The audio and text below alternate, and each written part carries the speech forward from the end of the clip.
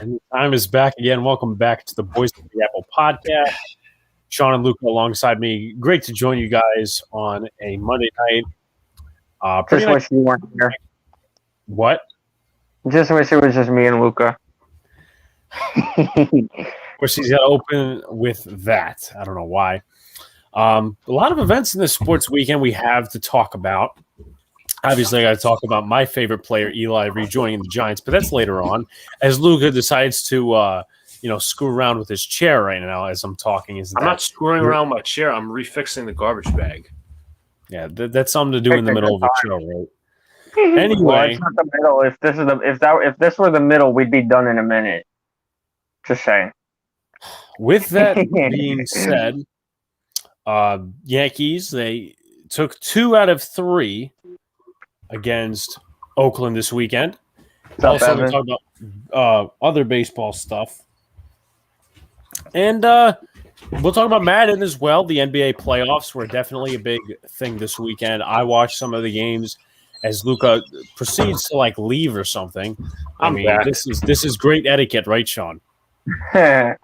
With that being said, I also just after this I'm going to make an announcement. 2 announcements, really. One's not necessarily podcast important. One is, but Sean, I'll let you handle it. How was your weekend, stuff like that, and talk a little bit about sports.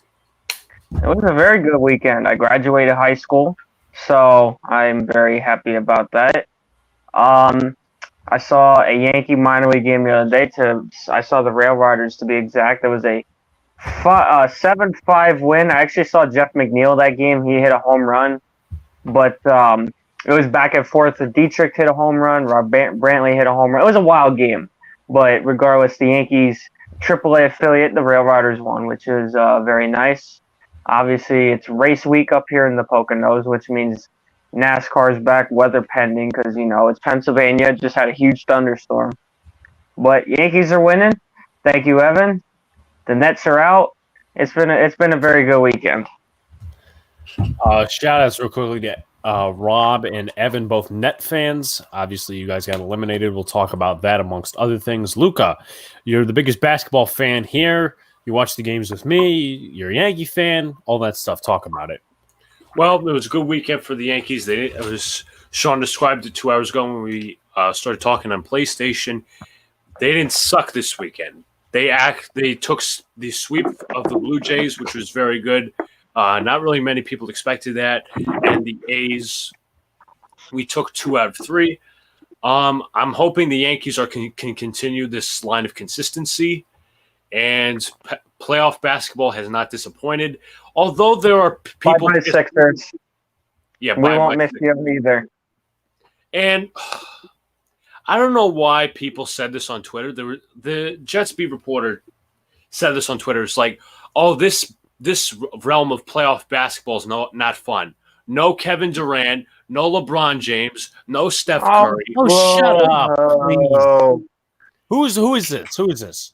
This is DJ Beyond. I'm not sure how to pronounce it, but he's actually a Dolphins fan doing Jets football. This is like an Eagles fan doing literally Matt Lombardo. It's not even the point. Was just like the tweet you brought up earlier. Yeah. With the Raider and Cowboy guy. We'll talk about that, trust me. It's like you have Giannis, you have Paul George. KD carried the Nets. I'll say that, Evan. KD really carried them. He really did. You have Giannis, you have Devin Booker, you have Paul George, and who am I missing? Oh, that's right. We got Trae Young. The Hawks made the conference finals, which nobody really expected. But it's a new era of basketball right now. Yeah. So, I don't see why it's bad for basketball. You'd rather see an underdog win than the same. You'd rather be predicted wrong than just have, oh, what a shocker, Nets, Lakers in the final. They'd rather it be not predictable. I mean, it's like if you're a casual MLB fan, if it was friggin' Dodgers, Yankees every year. That'd be good for us, obviously, but for an average MLB fan, I don't think that'd be very exciting. I mean, this is going to be the first finals in how many years without Curry and LeBron? I mean, it's a new start. It's the new era of young guys in basketball. Trae Young, Devin Booker. Paul George still got it. He crucified – well, not crucified. he completely eliminated the pandemic P name, and now it's attached to Kristaps Porzingis. So, Kristaps. With that being said, let's go into our first topic. And I hate to be that guy, but let's actually go into something else first. That announcement. I have two announcements. One that you guys don't already know yet. One you guys already know. I am grateful. Obviously, this is before the major announcement. I won. If you ask Luca, he reminded me once I got out of the cold shower that we had a senior awards night, and I'm like, "Are you kidding me? How did I not know about this? I won an award tonight, so congrats on that." Wednesday, I me did and too. Luca graduate high school. I got my what award did scholarship. you win, Alex? I won the Doc Marinello Award, whoever that is. If it's for physical What is that? education. Man, I'd compete with you. You'd be grateful, because we remember, Alex and Jim Thorpe, we went all out in phys ed. Didn't matter what it was. Listen, I would have loved to have been in your school for that. We went all out. Football. I was trashing basketball, but I still played the hell out of that. With that being said, though, Alex only got that because I wasn't there. If I was there, it would have been a much tougher award to win. Just saying. Sean, please shut up. Alex, Sean has better jump shot than you in basketball. The man literally goes like this and hits the backboard. What the heck? He is. I'll take that into existence. Sean is a backboard abuser. I'm not good, what else am I supposed to do? That. He's for those of you who played backyard if you make a shot, that doesn't matter how you make it. It's like if you hit a 4-foot single, you still hit a single. Oh wait, that's right. Singles don't matter anymore, but we're gonna pretend they still do. With that being said, me and Luca on Thursday we'll be going back to Yankee Stadium for the first time since August 17th, I believe. No, not 17th. What was the 19th? No, August 15th. August 15th, 2019. The Yankees are facing the Kansas City Royals. I will be part of the bleacher creatures that day because I'm sitting in row 3, section 203. There's a possibility that CJ Pucala, the 4 line, actually sits next to us or in that section. But you don't know how proud I am. I'm watching the Met game right now. I don't know who it is at the plate. There was a pitch nowhere near the strike zone got called a strike. Just make sure Angel Hernandez. I thought I just saw that. It's Are you watching Albies at the plate. Who? Are you watching it? Yeah, Ozzy Albies. Game.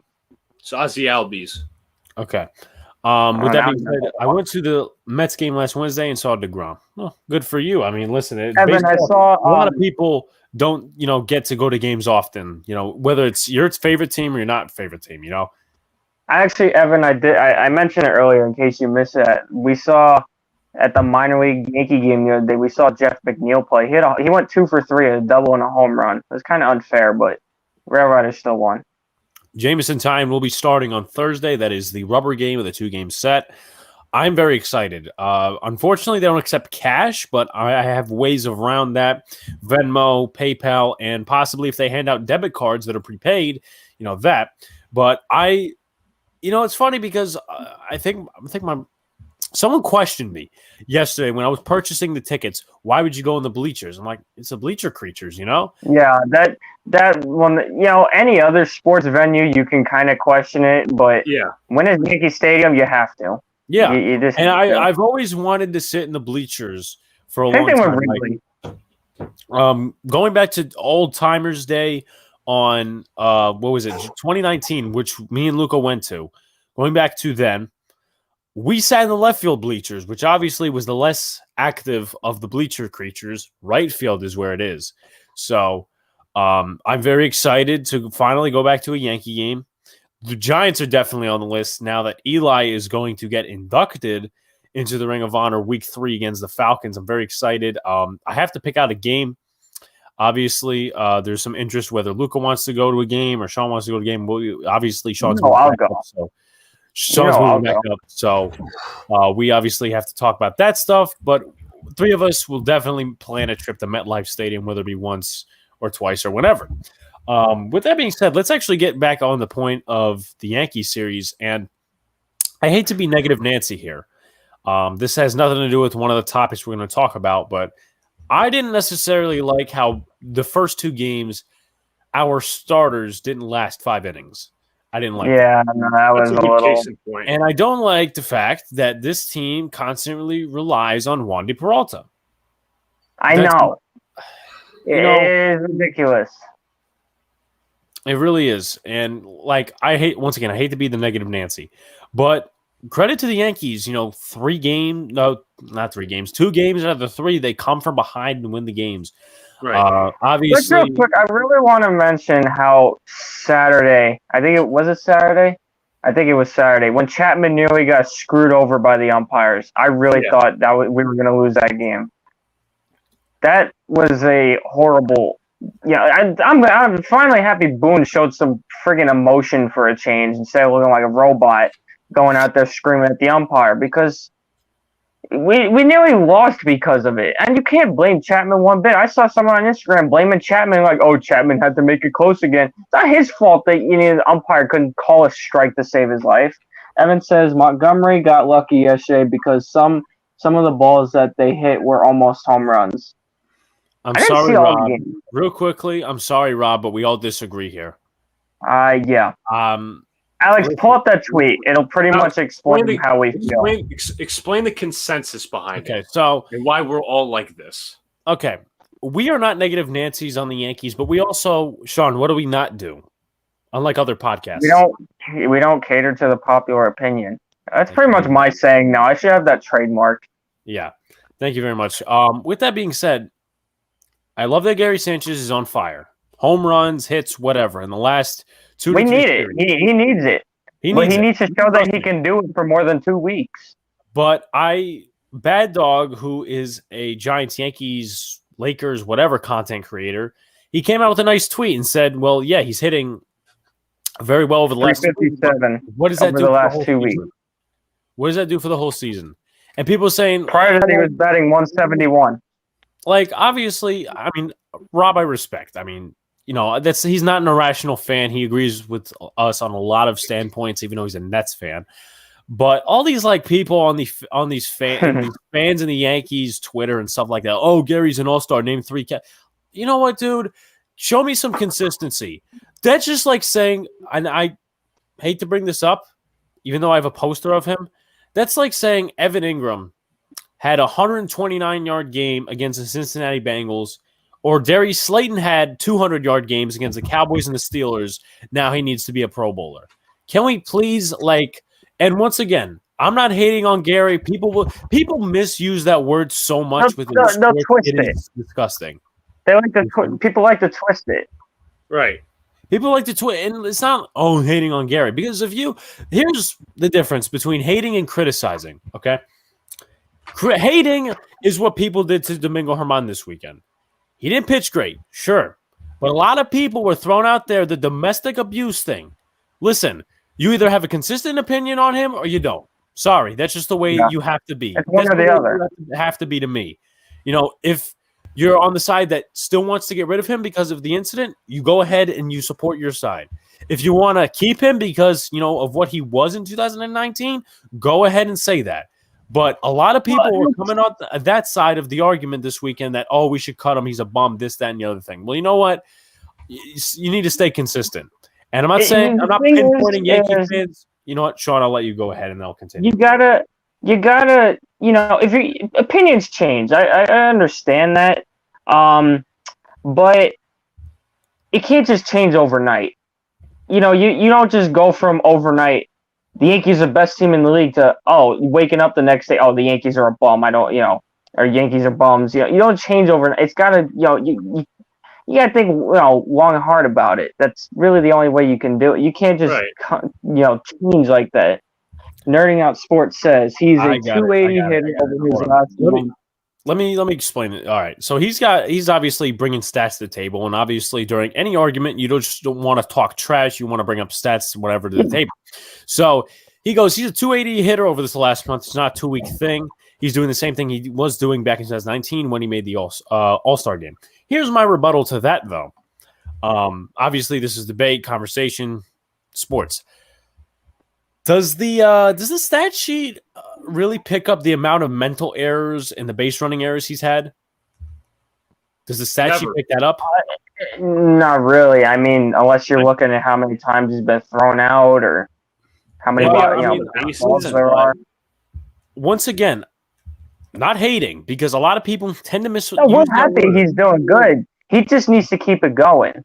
And I will be a firm believer that our version of the Mendoza line is 250. If he hits a 250 batting average, and he exceeds that by the end of the season, if he is over 250, I'm happy. And also, that's our Mendoza line. Anybody saying anything below 250 is good, get yourself checked. The thing is with that, though, is, people saying, oh, not real expectations, blah, blah, blah. You know what? He showed that he's a good hitter in the past. My personal opinion, and I've said this for the longest time, is that he changed when Aaron Boone came in as the manager. The year he had the almost Rookie of the Year award, he was hitting 299. With what was it? He was hitting like 31 home runs the year Girardi was out, or 2017. He was still hitting a consistent average. So don't tell me, oh, the expectations, the bottom of the line. Please stop with that. Evan Spitzberg says, many people are changing their opinions based on what happens with the Yankees, based on the season. People are going to get more negative because we are underperforming. Stay consistent. Absolutely. I was going to add one thing. Real quickly, I just want to add one thing, and then I'll let Luca speak because he's been the quietest out of us three. But someone brought it up on Twitter. When they lose, it's Cashman, it's Boone, everybody's got to go. When it's winning, it's Gary Sanchez is doing this, that, and the other thing. Luke, I'll let you speak. No, I was going to say, Yankee fans are not really fans of Sanchez, at least most of them. Great, he's performing well, and they're all on the Gary Sanchez hype train, whatever. But when he sucks, he absolutely gets... I'm gone. Yeah, right. But what the problem is with this fan base? There's no consistency. And the problem is, and then a lot of people, not really a lot of people. Here, let me see this. My argument is that the whole team is most tragic on the base is not just him. I'm not saying you guys are singling him out, but the base. Okay. I personally, once again, obviously this is a debate thing, whatever. With that being said, I'll acknowledge 1,000 times that this team has been horrible running. Horrible. Right. Yeah, it's definitely not just Sanchez. Yeah. But my thing is with Gary, once again, this is a critique. This isn't hating. Is that once he makes a mistake, he takes himself out of the game. Like that one Blue Jays game where he hit he was running, overthrow at first base, or actually it might have been the Tiger series. It was the game, remember, when he ran to third on a ground ball or something. Okay, that actually was one of the games. But you see, after that, he'll take himself out of the game slowly, not blocking balls, overthrowing the runner at second. That's my issue with him. Listen, everybody has a bad game. We can speak of that as athletes or former athletes ourselves. Right. And Sean, look, are you seeing this? I didn't see the pitch. The pitch, it was just like that one we saw before, nowhere near the strike zone. And who's batting now? I don't even remember. Is it Austin Riley? No, it's Dan Swanson. Oh, yeah, they got Jarrett Eichhoff pitching. He's throwing 30 pitches in the 2/3 of an inning. You're fucking saved. With that being said. And he's forced to swing at it because it's not even in the zone. But, listen, we're going to Rob is not... I'll credit Rob once again. He's one of the more rational fans out there. Other fans, they'll come scream at you and they won't admit when they're wrong. And I will admit when I'm wrong on somebody. Trust me. That's one of my top things. But the thing with Sanchez is, in my personal opinion, it's like Daniel Jones, for example. His first game against the Bucks, despite the two turnovers, he was throwing good, that stuff like that. People saying, he could beat the Bucks again. Well, once again, he had 2 interceptions that game that technically cost us the game. So I don't mean to compare anybody, but I'm just trying to make the point that based off of 2 or 3 weeks or within the month, whatever, he needs to show me consistency. Not just, a home run in the Phillies series, some good shots, and a pinch hit home run in the Blue Jays series, and then the Oakland series where he puts one into the seats. And once again, understand that, he's basically been carrying the offense of late, but he needs to show me consistency. And once again, it's not all on him. But he has not shown me he's an all-star catcher. It's not his fault that the rest of the offense just hasn't been there. No, absolutely. But once again, that does, in my personal opinion, as much as the three of ours, it does not constitute him being an all-star catcher. The outs on the bases, listen, we can make that excuse. He's got more to do, I feel like. The way he brings himself out of the game. He's got more. He's got to accomplish more than, he's got to, like Alex said, it's all about consistency. You keep the consistency going, then he should be worthy of the All-Star game. And he's got a month to prove it. He can keep. We'll not keep this all negative. He's looked great. He hit that big double yesterday. He's got plenty of home runs to go by. He's playing really great. We're not taking that away from him. We just need to see more. A good 2 week stretch is not going to define the whole season. Guys, I got something to bring up. Oh God. No, it's a good thing. Since Thursday, we what do you call it? The voting ends for the All-Star game. Do you want to showcase like who we're voting for? Like if Alex pulls something up, we can all agree and make one ballot. See this? Yeah, exactly. That's I like that comment. That's what you know your sports. Shout out to Rob for that. Hell was I gonna say? You said something, Luca? Wow, just completely leave me in the dark. Since the All-Star game ballot voting is ending Thursday, can we do all together one ballot of who we're voting for? I'm all right with that. Luca, if you want to pull up the screen. Just give me a sec. You can definitely take advantage of this in terms of tell us who you want to vote for in terms of positions. I know Rob thinks Gary Sanchez is an all-star catcher. I'm not criticizing him there, but I'm just, No, we're just making a statement. Sure, just let me do something real quick. Pepsi Zero. From this camera angle, Alex, it looks like you got green hair. You look like Joker. Yeah, I know. It does.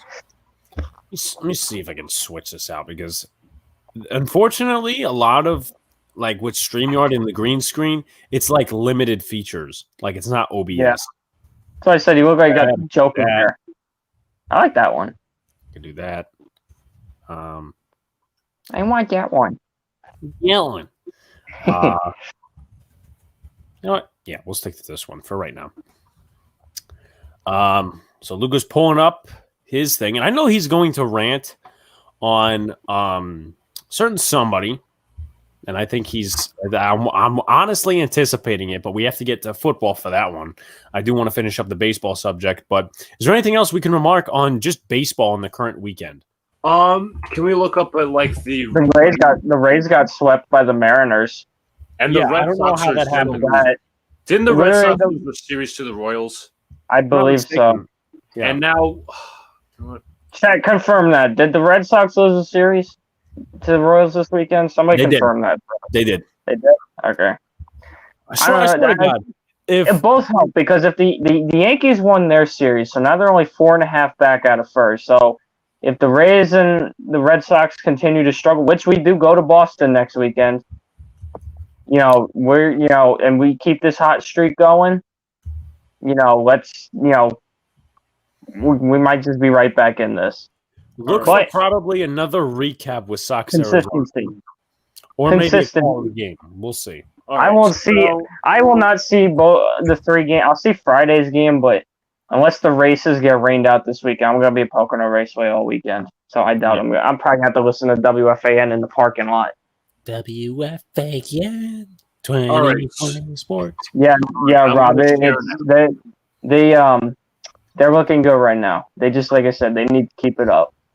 Yeah, push through. Capitalize on the Rays and Red Sox losing. That's it. All right, so let's go to our ballot. All right. So obviously, first base. That's the first one? That's kind of stupid. My catcher. It is stupid. All right, whatever. First base. Check. Who do you guys think we should vote for first? Vlad. My personal opinion. Vlad. Yeah, Guerrero seems the most qualified. Well, he said he's not. He's not going to participate in a home run derby. Oh, can I make a bold predict? It's not even a bold prediction because there's probably about a 95% chance going to happen. I guarantee you, with the way MLB is so obsessed with Ohtani's going to be starting pitcher. Calling it now. I am 100% believing that's going to happen. Chad, if you have not Just learned so already, if you not just have not making a prediction that's likely going to happen because they want to make that history. Chad, if you haven't already found this out, Sean is not so great with the Ohtani hype. I'm not on the Ohtani hype train. He's so overrated. Oh, he hits home runs. Cool. What else does he do? Sorry, not sorry. You don't like it? No, too bad.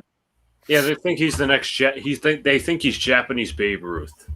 Did you pick one for the American All right, League? so we are going to pick Vladimir Guerrero Jr. It's one player per league. Yeah, okay. Well, I mean, now for the National League.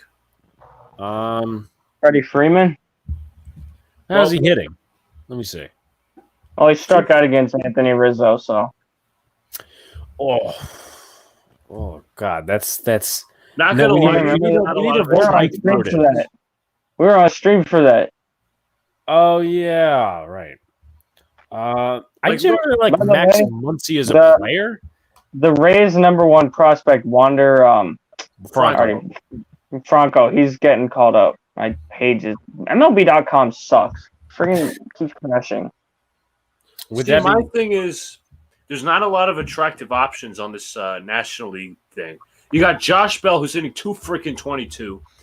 Aguilar is having a solid season. Alonso's hitting under 250. Brandon Belcher's hitting over 250.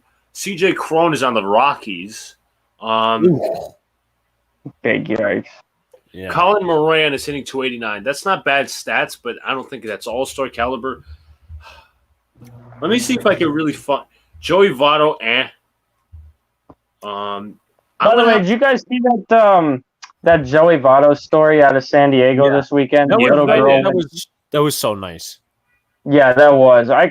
The poor girl went to go see him for her first ever game, and he got thrown out. And with not even his fault. The call was terrible. I saw the call. That was horrific. But what are you going to do? Umpires are never wrong or claim to be. All right, so I'm going to select Max Muncy. I think Max Muncy, yeah. I generally like him as a player, being the Dodgers would be my first favorite team if the Yankees. Now we go to second base. Let me climb all the way up. We have. No, do not vote for Altuve. Okay. Can you scroll down maybe? Just give me a second. LeMahieu's not really having an all-star season, honestly. I agree with you.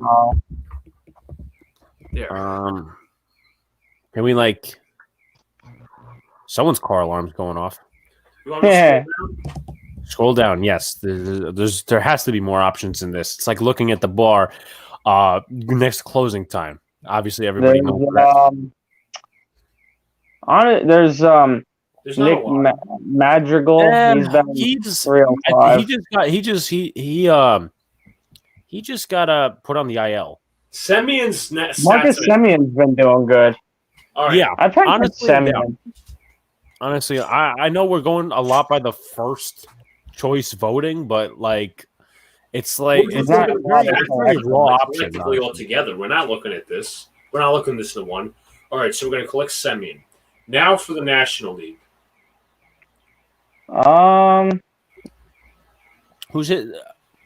Wait, hold on. Adam Frazier. There's Adam Frazier looking good. Yeah. I thought he was mainly an outfielder. See, technically that's not all-star numbers, but if the Yankees traded for Frazier, I wouldn't have a problem with it. None of these numbers are truly all-star numbers. Let's be 110% honest. No, most of these batting average are hovering around 250. It's kind of embarrassing, honestly.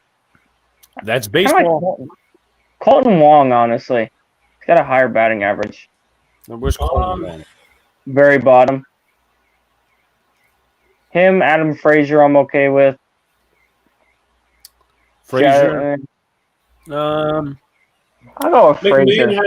Ryan McMahon's had a solid year. That's true. Gene Segura's hitting 322. 332, actually. He'd take Rob says he would take Frazier on the Yankees. I would too. So, what is your consensus pick? I'm going with I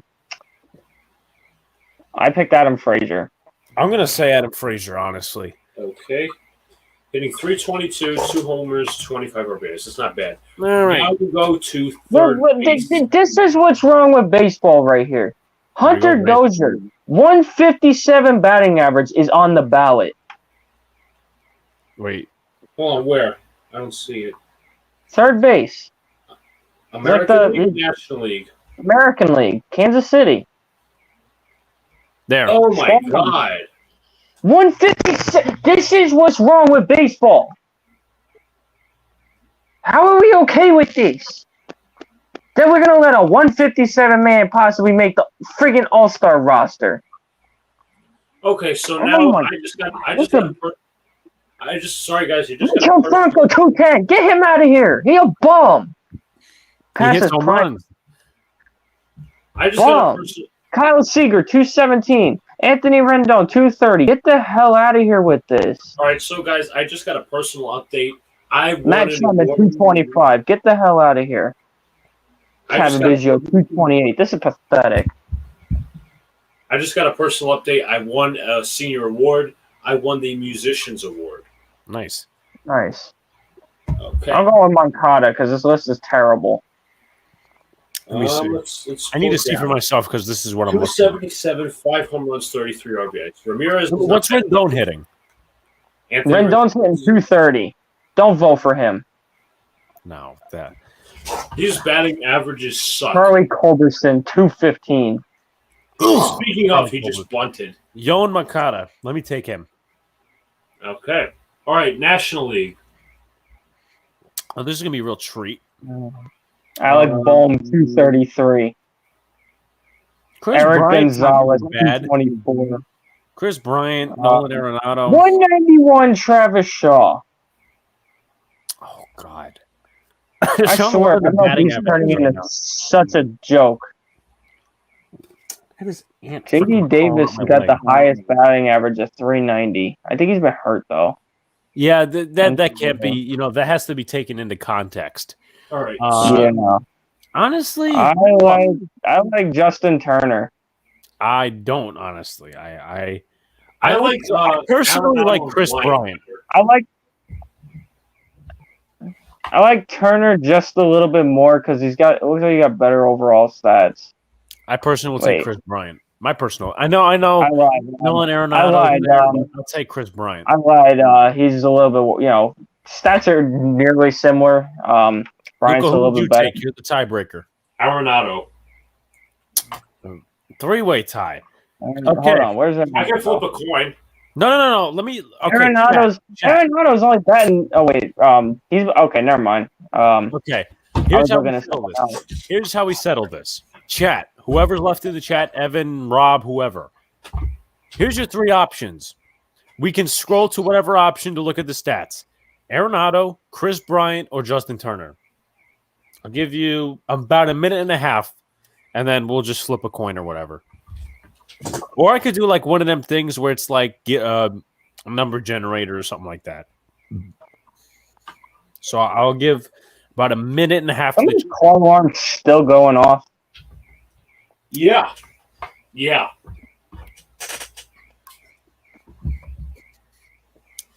All right. So Rob says Arenado. Yeah, somebody's on my side. All right. So I guess it. As of right now, it is Arenado. I'll give an extra 30 seconds to maybe Evan or somebody else who's in chat. If not, I'll go to about 34.50. Oh my! Oh no! Paul DeJong, 160 batting average. Let's put him on the ballot. Oh. Didi Gregorius, 229. Let's put him on the ballot. Francisco Lindor, 218. He's been terrible all year. Let's put him on. Kevin Newman, 202. Let's put him on the ballot. Why not? Eugenio Suarez, 171. Let's put him on the ballot. Why not? He hits homers. He's hit a total of 14. He must be good. Real quickly. This isn't Sean's breaking point. What Sean's breaking point is going to be is when, let's just say for shits and giggles that Abdul Herrera. Give me that 179. Real quickly, hold on. Sean's breaking point is going to be when Abdul Herrera is first in voting and he's hitting a good 200. Elvis Andrews 224, 0 home runs. How is he here? Arenado wins. So Nick Ahmed 204. This is a joke. I'm not voting for anybody. I'll vote for Yankees. Honestly, Xander Bogaerts is Sure. Xander, Bo, Tim. Those are three options I would consider. Scroll down. 4. Shortstop. Bogarts is hitting well. I'm sorry, but honestly, I'm going to take bias into this. I'm not voting for Correa. No, don't vote for him. He friggin' probably got buzzers.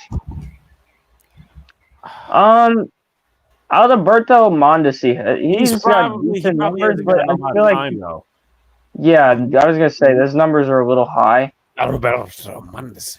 I honestly feel that his stats are kind of skewed. Let me see how many games he's played in. Well, yeah, they honestly, just looking at the numbers, the best guy here is Xander Bogaerts, but I don't really want to vote for him. He's played 10 games, so don't count Mondesi. Okay, so let's put people on here who've played 10 games. Oh, look at this. Javier Baez, 226 average. Let's put him here. He's got 16 homers, though, so. All right, so in somewhat not really great faith, I'm actually going to choose Bogarts. I'm going to have to. He's got the best numbers. How about the National League? There's not a lot of good options just reading it. No, these options are horrible. Let's vote for Suarez. He's got 171 average, but he's got 14 homers. Tatis is first. He's only got 285 average. 285 ain't bad. I mean, it's better than I'll take that. Him or Trey Turner? Still, for him, he should be better. I'm going Trey Turner. Turner's. I don't care if he's done this. I didn't see this till now. How about a write-in player? You could write somebody in. Me. Hold on. Time out real quickly. Me. Isn't Fernando Tatis a bad defensive shortstop? Yeah. Trey Turner gets my vote. I'm sorry. Oh, my Lord. Yasmani Grandal. 160. All right, so who are we going on? Are we going for Turner or Tatis? Turner. All right. Oh, my. This is the worst one. This is easily the worst one. Roberto Perez. 131. How are you that bad? Mike, scroll down, Luca. Maldonado, 168. No, scroll down. Hold on. I saw something. Hold on. Scroll down. Where is he? Dom Nunez. More. Mike Zunino, 14 home runs, 193 batting average. That's playing for the Tampa Bay Rays. Good. That's Yeah. What are these options? Luis Torrens. I haven't heard that name in forever. He's a former Yankee. Staten Island one time. I think honestly, catchers are horrible. Danny Jansen, 157. There's not a good catcher on this list. I'm going Salvador Perez. Let's go through these options, shall we? Since we have to pick one. Salvador Perez. Okay. Velasquez.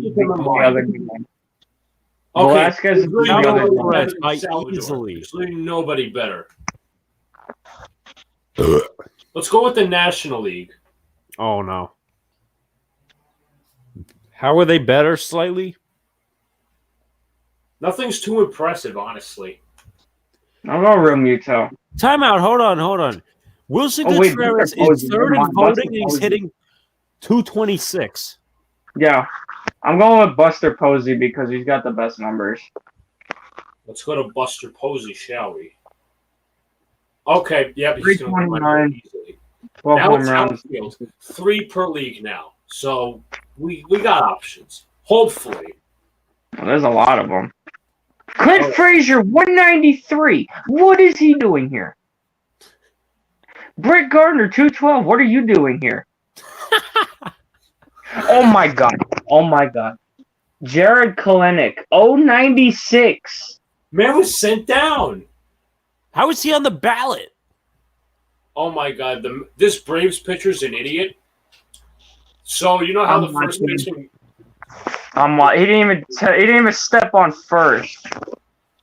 All right, so Lupo, 173. Jorge Soler, 183. God, his career fell off a cliff. Michael Brantley's an option. Byron Buxton is an option. I gotta look up Byron Buxton because his stats might be skewed. No, he hasn't played a lot. I think. Because he just came off the IL. Let me double check that. I'm really telling you firsthand knowledge. No, I need to check that. 26 games. 26. Exactly. But then again, the 10 homers, to the analytical bugs. But when I'm choosing Brantley. He's not a home run hitter, though. Honestly, Judge has got some of the better stats. I'm gonna go with Judge for one of them. Yeah, Judge. I gotta agree with you there, Sean. Obviously, Sean wants to vote in Ohtani. How rare do you see this? 0 homers, 24 RBIs. Larry Garcia. We should vote for him just because of that. No homers. You've earned our vote. I'm going with Cedric Mullins. He's got good numbers. He's a good defensive player too. Where is he? Mike Trout's hurt. We can't vote. I don't think we can vote for him. Who? Oh, I like Mullins' numbers. Mike Trout. Why can't you vote for him? We can, but I'm not voting for someone who's hurt. Yeah, why would you vote for somebody who's hurt, Alex? I love Trout. You can't vote for someone who's hurt. That's stupid. Teoscar Hernandez is the third guy for me. I agree. Let's see. National League. Oh, God, I'm scared. I'm not ready for this. Ronald Acuna Jr., yes or no? Yeah. It's hard not to give props to him. No, I'm not. Nick Castellanos, 344 average, 13 home runs, 37 RBIs. Easy. Give this man all-star vote. Now we need a third guy. Ian Happ, 184. Let's put him here. Jason Hayward, 171. Let's put him here. Why is he still in the major leagues? Ketel Marte's got a good average, but his numbers are low, so he definitely has them. Same thing with Starlin Marte. I like... No, not Brandon Nimmo. Gregory Polanco. Who's Darren Rush still in the league? Ryan Reynolds' numbers are actually pretty decent. I ain't gonna lie. Pete Alonso just got thrown out at third base. Hey, let's go. On an assist from Ronald Acuna Jr. Ooh, Jesse Winker. Look at his numbers. Oh, yeah. Yes. Now we need a designated hitter. Imagine if the National League had one. It's one per league, Alex. No, never mind. He didn't get my joke.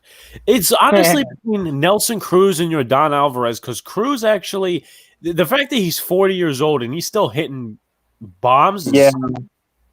And then you got JD Martinez. Well, of course, Shohei Ohtani is going to be first because, Shohei Ohtani, 23 home runs, 54 RBIs. Voting for Nelson Cruz. We're not voting for him. Just out of I'm spite. going to take Cruz. I think he's underrated, honestly, at his age. Yeah. All right. He's ready for pitchers. I have 5 entries remaining. What? Wait, we don't get pitchers? It says, hold on a second.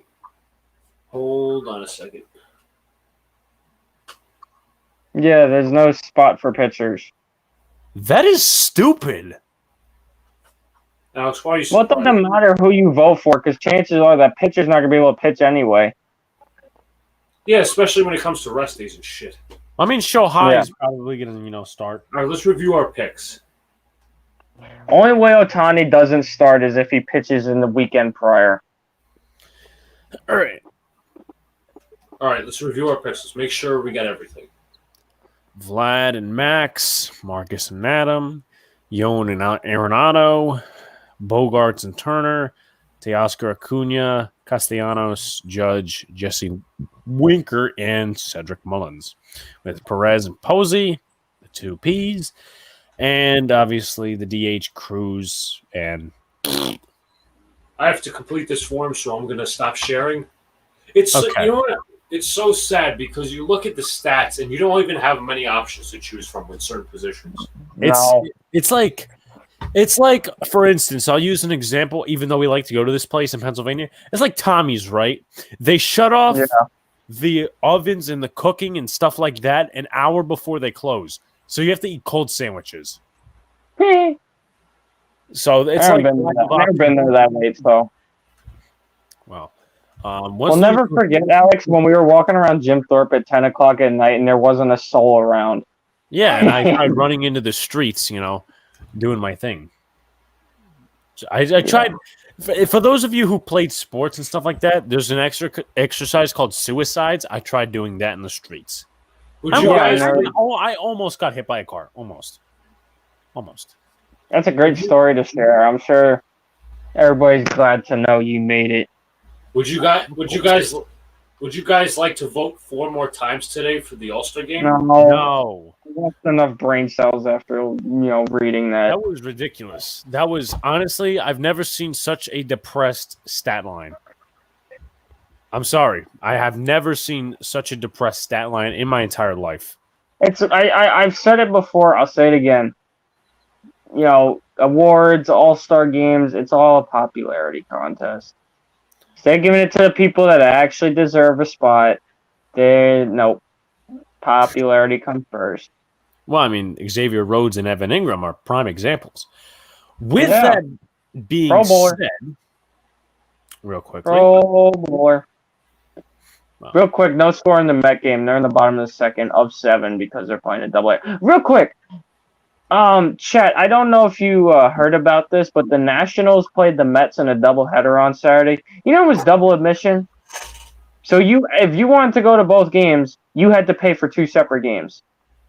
Imagine the logistical nightmare. Traffic of getting everybody out. You got 35 minutes to do it.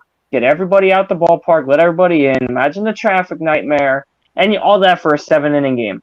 Meanwhile, my tickets were $40 for Yankee Stadium. But of course, you got to have the $7 fees, right? The $7 fees. Alex, let me ask you this: did you do the half off thing with the 50% or no? No, I didn't because it was too late. The deal was already done. A pop-up just showed on my screen showing that. Alex got scammed. Well, whatever. I bought fake tickets. Yeah, because that can happen, right? I can buy fake tickets. Yeah, it actually can. Yes. No.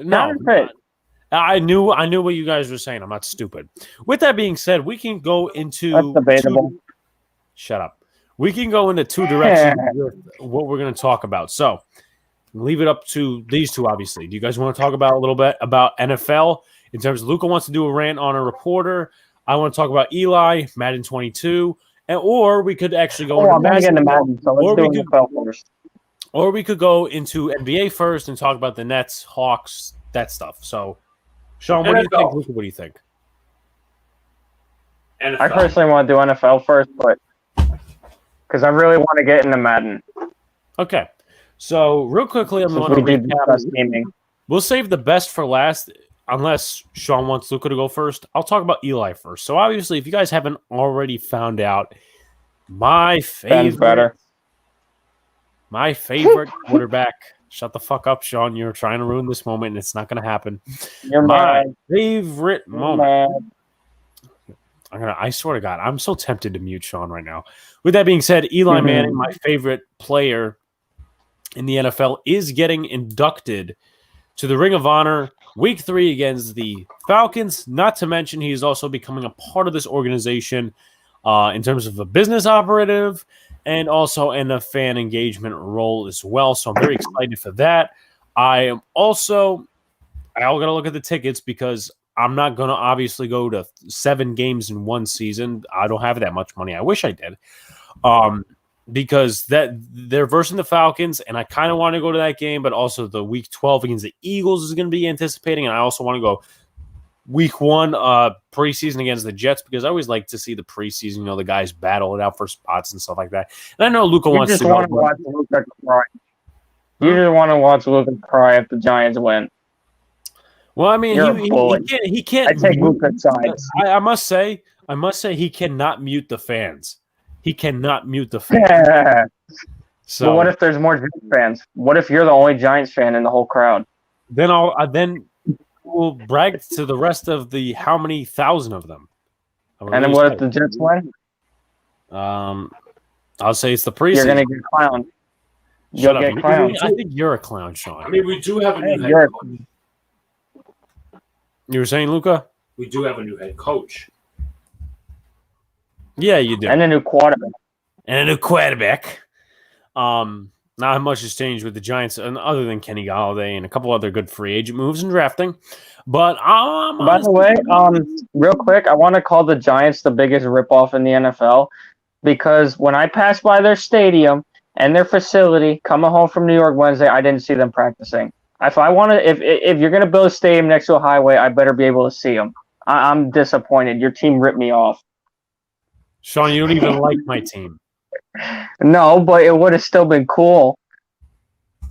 Your team's a ripoff. Joker. You're like Peter in Family Guy when he said, "Oh, DVDs, books." That's funny. But definitely, in terms of Eli, real quick before Luca gets to his thing or Sean gets to his thing, I'm very happy for him. Obviously, I love the fact that he's joined the organization and something that fits his time with his kids. He does a lot for the community. He was at the Nets game in Game 7, so obviously he's supporting his New York team. The Yankees were there too. Right about that one. With that being said, obviously they give him a role, knowing that they treated him like shit for so many years, and the fan base did as well. Along with that, I got to see what the tickets are like for any of these games this season because I'm definitely 100% going to at least one regular season game. There is no way you're going to stop me. There's no way you're going to stop me. Unless they decide to say, okay, we're not having fans No this fans. season. Yeah, no fans. Yeah. Or they just ban me for some reason, even though I haven't done anything wrong. That's debatable. You could rip them on Twitter for something. We're going to go to training camp? Yes, I'm going to training camp. I got to find out. I want to go to Jets training camp. Question. Are the Jets and Giants going to do a joint practice? Probably not. Why not? Honestly, they're kind of stupid, but at the same time... I mean, I always said joint practices are stupid, but like that'd be kind of cool in a way. The Giants and the Browns and the Giants and the Patriots are having them. I don't know if the Steelers are. I don't think Steelers are, only because they got 4 games. What's weird though? I get a normal preseason. You don't. Shut up. But you know what's weird though is like 2 days beforehand, the game at MetLife Stadium against the Patriots. 2 days before we have the joint practice, but it's in Foxborough. That is dumb. Exactly. Thank you very much. So obviously, yeah, I'm going to start looking up tickets tonight or whenever. Full capacity, that stuff like that. Obviously, NJ Transit will have to be a big part of that because I don't drive yet, and I'm not going to really depend on that factor. With that being said, closed out from there. Luca, Luca or Sean, who wants to go? Yeah, him go. I know he's got his thing he wants to do. Sure, let me just pull up. Say Madden for last. Alex, we are going to a Jets camp this year. Okay, I'll wear my Giant stuff. I'll wear my Steelers stuff. Yeah. I mean, it's free. It's just the transportation. Yeah. Well, worst case scenario, we get an Uber and spend like $500. That's not happening. I mean, it would be nice to take Sean to Jets and Giants training camp. I'm fine with either. Hell, if we went to friggin' Browns camp, I'd be happy because then I could rub it in their face about how bad their franchise is. I mean, aren't the tickets free? Yeah, tickets are free. It's just you got to get them quick. Yeah, they go quick.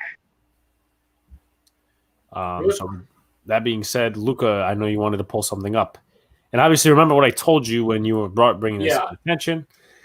Yeah. So if I want to, can I headline it before you go ahead, or you want to headline it? I coined it. So Jason Lockenfora, who I'm not fond of, he's a CBS reporter, whatever. He goes on NFL Today, whatever. He created a list of the top 7 head coaches that were hired in terms of rankings, like Sirianni here, Rob Saleh here. His list, and I will never wish something unless it's maybe the Eagles, to be written as trash as he wrote that for the Jets. I know they're the crosstown rivals, but once we get into the contents of actually what he said, you're going to think a Philly fan wrote that about the Giants. I mean, this was just what they probably did. They might have took his statement a little too seriously when he said, "Oh, I joined the huddle instead of leading the huddle." They're probably like, "Oh, bad coach." I mean, we could joke about that. Remember when he said, "Oh, I accidentally joined the players' huddle because I forgot I was a coach"? They probably took that literal. That didn't take literally, but Luca, obviously we got the article. So this was Jason Lockenfor's column on Robert Saleh. First of all, he should not be sixth. He should be at least second or third without bias, because why he put freaking Dan Campbell ahead of him. He put Nick. Did he put Sirianni ahead of him? Yes. The only coach behind him is Cully. Everybody else in front of him. Arthur Smith, I get. But I don't know. First of all, let's read this all together. Oh, man, Woody Johnson is back, and the first press interaction was already a circus. Good luck with that. The stud left tackle hasn't been able to do much of anything this offseason. The QB looks awful green. Excuse the pun, and is already caught up in the vax, anti-vax, and mask, anti-mask stuff. Just look at Twitter. The Johnson family has rarely enjoyed any harmony between front office and coach, and this team always seems destined for the back page of the gossip papers. Hard shake. Real quickly before you go on, this is like an NBA reporter saying that the Tom Thibodeau hiring was bad because of James Dolan. That's funny. That's true, but my rant comes here. What was written here is absolute garbage. It's not even the point about the vax, anti-vax shit or describing Woody Johnson as a person. You can stand on whatever side you want. I don't care. This is not political. This is nothing like that. But you're not even talking about what's actually going on with the team right now and the progress they've made and the stuff about Saleh that's actually good. Like his leadership. It sounds like when you're asked to read a book in English class and you didn't actually read it, so you BS it, like, this happened, I heard, but, it could have happened, might have happened, But, that's just how it goes, that's just what happens. Watch B-Ball TV. How you doing? What's up? When whatever side you stand on with the mask, anti-mask, vax, anti-vax stuff, I don't care. But can you actually just write something informative instead of promoting your own goddamn agenda? I mean, please. Yeah. This is not even. Again, I'm going to say it again. We don't care which side you're on. We like you as subscribers and fans anyhow. But this has nothing to do with the actual team. It's just BSing about you. Basically, what Jason Lockenfor did is he wanted people to hear him instead of people wanting to hear his insight on the Jets. And what's good with Robert Saleh? What's good with Zach Wilson? Mike. Coaching staff, stuff like that.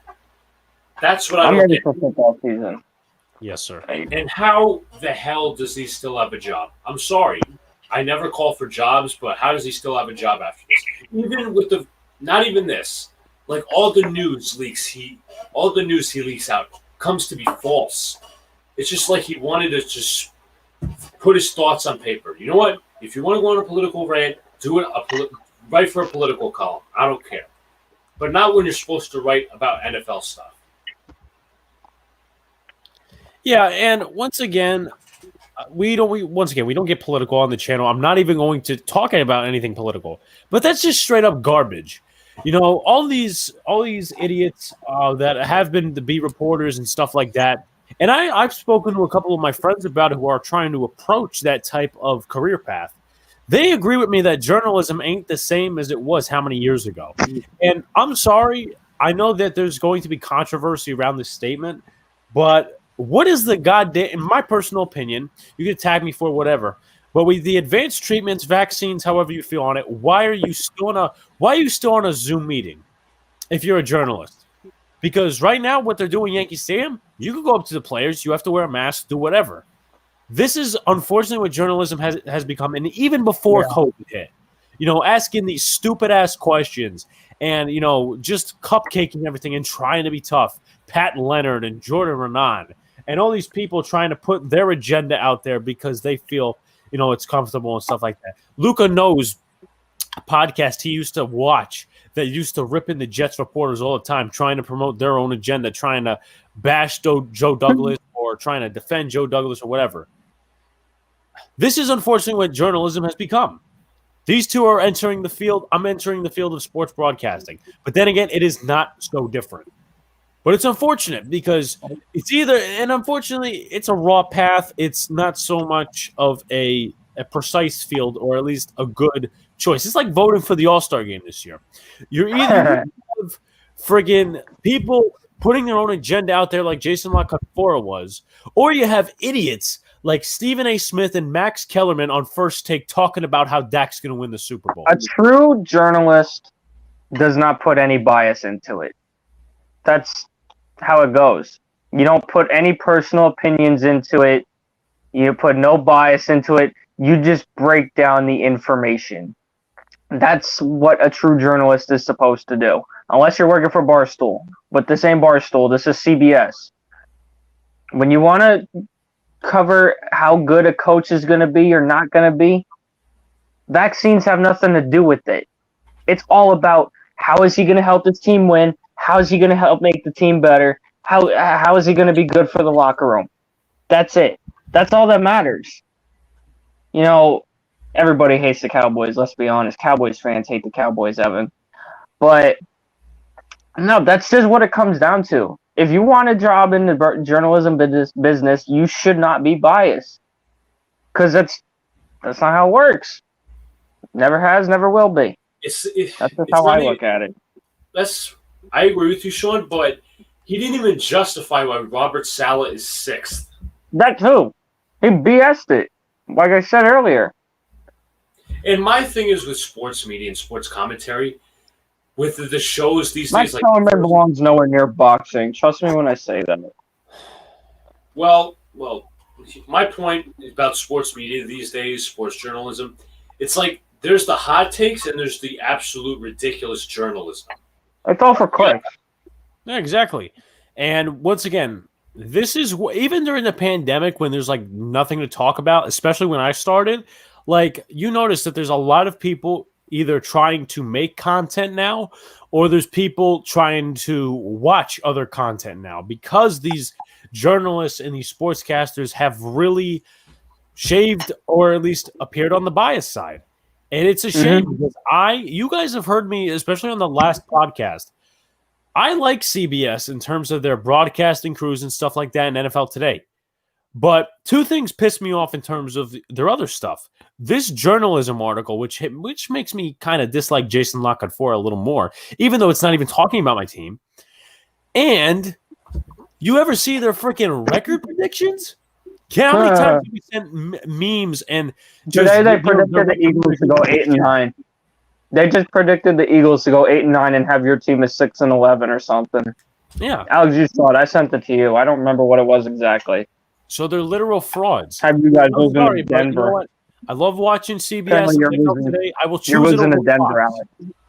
According to CBS, you're losing to Denver. You have face facts. You're losing to Denver.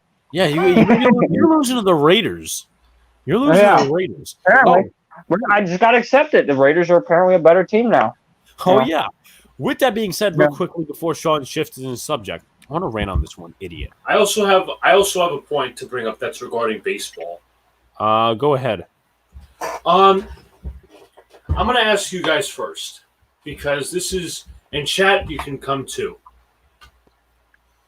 Nowadays, now that everything's starting to open up, should broadcasters be attending away games? I want to bring that up for a sec, because I was listening to WFAN over the weekend, and Susan Waldman is devastated because they want to start traveling again. WFAN doesn't want to spend the money. Yeah. Travel expenses. That's actually what I was going to bring up. Meals. It's upsetting because the one reason we're all trying to get into this business is because we want to travel, see new ballparks, see new cities, stuff like that. How are you going to do that if your bosses refuse to pay for your hotel? It's embarrassing. I get what early in the pandemic that made a lot of sense. There was no need when you had nobody in the ballpark to be sending people out to wherever and whenever. But now everything's opening up. So why can't they go back to doing their job? If they need to have restrictions, so be it. But to not pay, to be cheap like that, you're WFAN. People are listening to you because they had nothing better to do a year ago. Quite literally. Don't give me the nonsense of, oh, we don't got the money. You didn't have to have people in the studio. You just had to send stuff home. And honestly, electricity bill should be down. What really pisses me off, and I have to harp on this a little bit. Some of the, obviously you just discussed WFAN. They're in the studio, but they're not sending people out to different stadiums, like the broadcasting crew for the radios. No. Okay. Susan Waldman's upset by it. Yeah, she wants to go back to other stadiums again. With that being said, I think they're going to Yankee. I don't even know if they're going to Yankee Stadium or not. I'm sorry. I know Sean likes the show better than I do, but I'm just not really happy with the fact. And once again, make your own decision, whatever. But, Peter Rosenberg and those guys, they're not back in the studio. I mean, no, really, I don't understand it. I don't, because you could say, oh, Don's at home with his kids. Yeah, how long have they been at home? If you look at some of the shows across ESPN, even podcasts on Fox Sports, stuff like that, Colin Cowherd's in his studio. California had some of the toughest restrictions during this thing. Skip Bayless and Shannon Sharp, they're in the studio. Alan Hahn's in the studio. Bart MLB Scott Network. Keyshawn, J. Will, and Zubin, they're in the studio. Even if you have to keep it at a distance, this is the problem. And I know we didn't expect to come on this subject, but it's just disappointing that, these billionaires and millionaires, let's save money. You're WFAN. Why don't you send people out? You have the money. They got the money. They're not broke. They're not the MTA. I mean, that's like a whole different That's story. Another story, but, I know we say we don't talk political, but I think everybody can unite in hating the MTA. That's just a fact. But once again, somebody tweeted that, the Yankees radio broadcasters are being cheap. What is it their fault? It's not their fault that they're friggin' WFAN refuses to pay their damn bills. Literally. That ain't their fault. If I were in their shoes, honestly, I would honestly be pondering leaving. Because of what I honestly wouldn't blame you. And I think there's a couple of broadcast companies out there or whatever for teams that are doing away games. And also Citi Field for the not Citi Field, SNY, they're not sending their guys out because I'm pretty sure that Gary Cohen and all those guys, they stay home. They can't ride the team plane. Paul O'Neill's still in his basement right now. Let me ask you a question. What if you got a soccer game at the same time that the Yankees are on? That's a good question. You know what? I got a stat for you guys. According to this New York Post article, which I was about to pull up, there is 8 to 12 radio broadcast teams already doing full-time or limited travel. More expected after the All-Star break. Do you know who they are exactly? Do you know who they are exactly? Who's out traveling? It doesn't specifically say. That they're traveling or they're not traveling? That they're starting to. Full-time or limited travel. So I'm gonna read a little bit. The decision is ultimately up to WFAN's parent company, Odyssey, which was once Radio.com. Odyssey owns the rights to the Mets. Odyssey owns the rights to the Mets and 14 teams in total. But for some of those, the announcers are team employees, so the clubs pay for the road travel. It's not the Odyssey. It's not Odyssey. It's the teams. That's how Susan Waldman said. Susan Waldman said it's WFAN. Well, Sean, we're talking about like the other teams. We're not talking about. Oh, okay. We're talking about the broad spectrum of Odyssey. Not if you're paying for your team's travel, you might as well take the broadcasters with you. Yeah. Right. Here's what Mr. Odyssey says. So, what is the plan for getting the Yankees radio announcers back on the road? An Odyssey spokesman says, "We have nothing on this at this time." He added that maybe in a few weeks they'd have more information. What are we, politicians? That's a corporate answer. It really is. Nothing bothers me more than the crappy corporate answers. God, it's like listening to Aaron Boone after a loss. I saw some good things. It's talking to a wall. The thing asks, what is the holdup? Odyssey wouldn't say, but it would seem to be money. The question for all media companies broadcasting sports is, do you want to be in the majors or be cheap? So with stadiums going back to full capacity and reporters on the field before games, there are no COVID-related concerns in the Yankees situation. But the criteria MLB has set for allowing radio announcer crews traveling begins with their clubs having to hit 85% of Tier 1 personnel vaccinated. So it's all about vaccines then? That's part of it, but I guess the Yankees have probably hit that threshold. My thing is, though, whether you get it or not, every game that's been done in a home ballpark, either A, has been socially distanced, or B, they've had the glass. So I still don't see where the issue is involved in that. You want to know my biggest pet peeve with Yes? Is that when the broadcast is going on right now, okay, let's just say broadcast is going on. When Paul O'Neill or David Koner interrupts each other because the audio is not synced. It's like delayed. Yeah, just like we saw with the Buffalo series. Up in Buffalo, their cameras were glitching out. Audio was they bad. seemed very off. Yeah, the audio wasn't great. I get it's a minor league ballpark that they're playing in, but still, you're Yes Network. You work for you're pretty much run by $1 billion freaking organization. Yeah, and like I honestly forgot my point. Like honestly, sometimes we're delayed on here, but that's a different story. If Sean lived in New York or close by or whatever, we would be doing this together, and we will be doing this together at some point. Not every time, obviously, but Sean is in Pennsylvania. It's not like Sean's gonna come up here for every Monday. No, because we don't have the money. We're not $1 billion company. This is a YouTube channel that currently has 210 subscribers. I'm not going to make Sean come up here every Monday for a show. That doesn't make any sense. No, I'd go broke. Go broke. The difference, a 210 subscriber YouTube channel and then $1 billion companies. And I'll just like to add one. Well, the Mets are obviously not at the threshold, but the Sterling, Waldman, and Jack Maldonado producers stay with the team at hotels. But let's just say it. Let's talk about expenses here and what the WFAN would have to pay in Odyssey, whoever.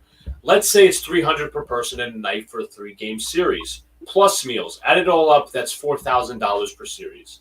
That's not bad. That's nothing. They're $1 million of organizations, and they make that money back with their freaking viewers. And look how much they charge at Yankee Stadium for a chicken bucket. Hey, you get 3 of them and half a pound of fries. Freaking annoying. They probably have to sell more ads.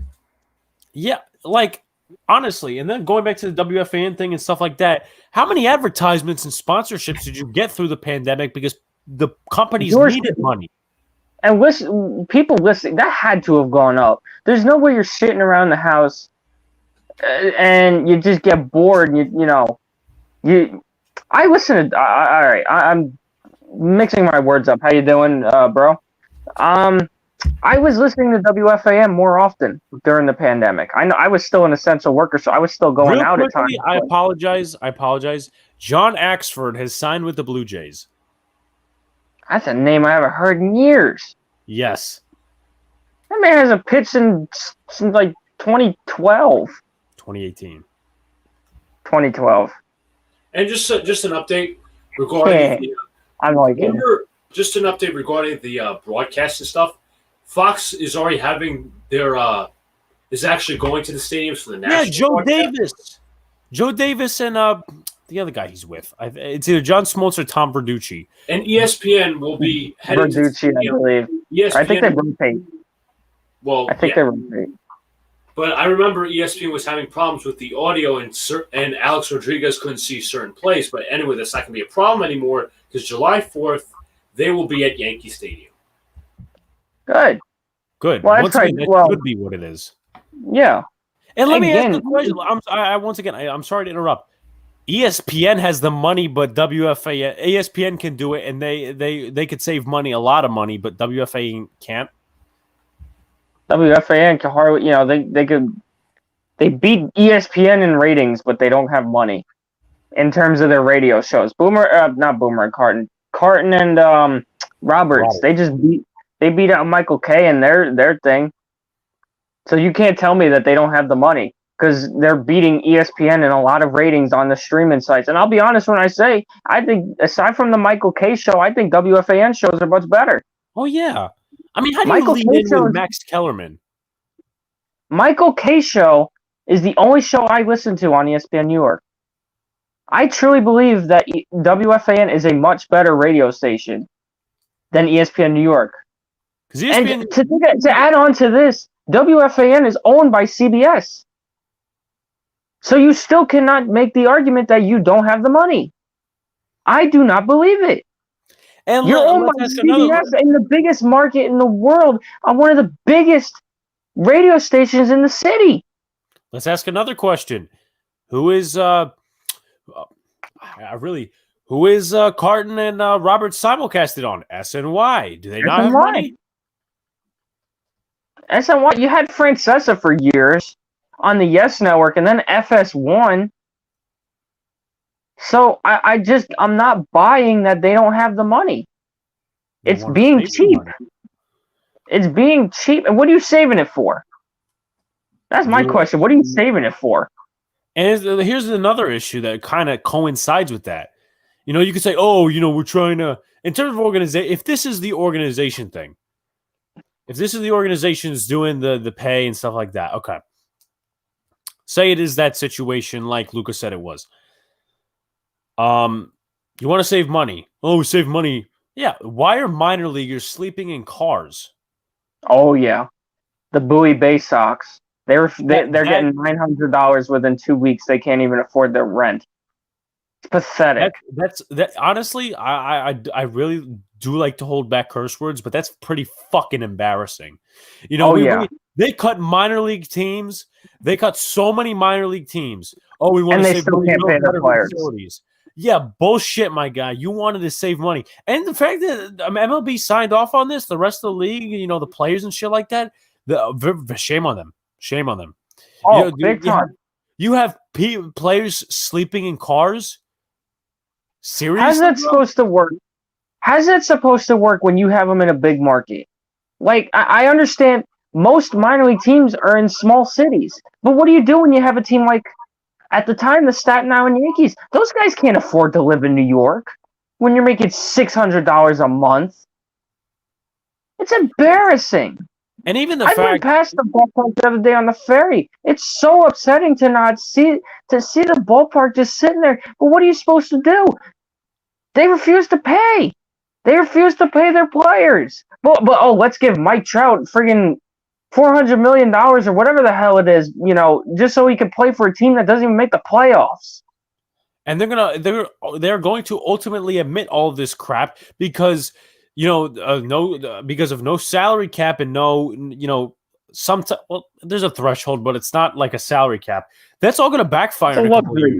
How many times have we said, this contract is going to backfire? Look at Darvish's deal with the Cubs. Look how that fell through. I mean, for the Padres, I think he's good with them now. But Bryce Harper, Giancarlo Stanton's already questionable on his deal. This is going to backfire on MLB, and they're making so many mistakes right now. But a lot of people honestly have to wake up to this because there's people sleeping in cars. And then, build better facilities. Yeah, that's why Dunedin, for example, you have two challenges because the replay system isn't good down there. How do you explain that? How do you? How do you explain in Staten Island crappy field conditions when you're with the richest franchise in MLB? Because they're not helping them out. Because Hal Steinbrenner is being a greedy asshole. They're only worried about the upper teams. So look at Scranton. Look at the upgrades. That field prior to the renovations was a literal nightmare. They upgraded that stadium. What about Trenton? What about Staten Island. Hudson Valley was worse than Staten Island. Somehow they got a team. How, I don't know. It's embarrassing that they got a team. The minor league ballparks are a joke. There's only a few good ones out there. I can literally count them on two hands. Most of them are just the most generic fields. Most of them are crappy condition. Alex, I'll even leave the link in the chat if you guys want it. There's a video. 5 Point Vids put it out of the worst minor league ballparks across America. He does a best of too, though. It's not all negative. We're not saying it all is, but you should see some of them. Just how bad some of these ballparks really are. And it's upsetting. It really is. The fact that a player is making $900 and that barely covers rent. What about food? What about baseball equipment? What about transportation? Save money. It's embarrassing what baseball's turned into, and right now they're almost bound for a work stoppage. Look, you even said it yourself a few hundred times. There's going to be a work stoppage. Yeah. There's no other way around it. MLB is in such a money hell. There's no getting out of it. How do you get out of that? In what way do you fix this? How do you fix this? What are you going to do? Tell Mike Trout, oh, we're cutting half your pay. How are you going to do that? You go fuck yourself. He's got a family to support. I'm sure half that money cut's not going to change too much, except for maybe the mansion he lives in. But you can't take a player's salary away. You can restructure, but you got to be willing to listen to the player and their agent. It's the NFL. They ain't gonna accept that. This ain't football.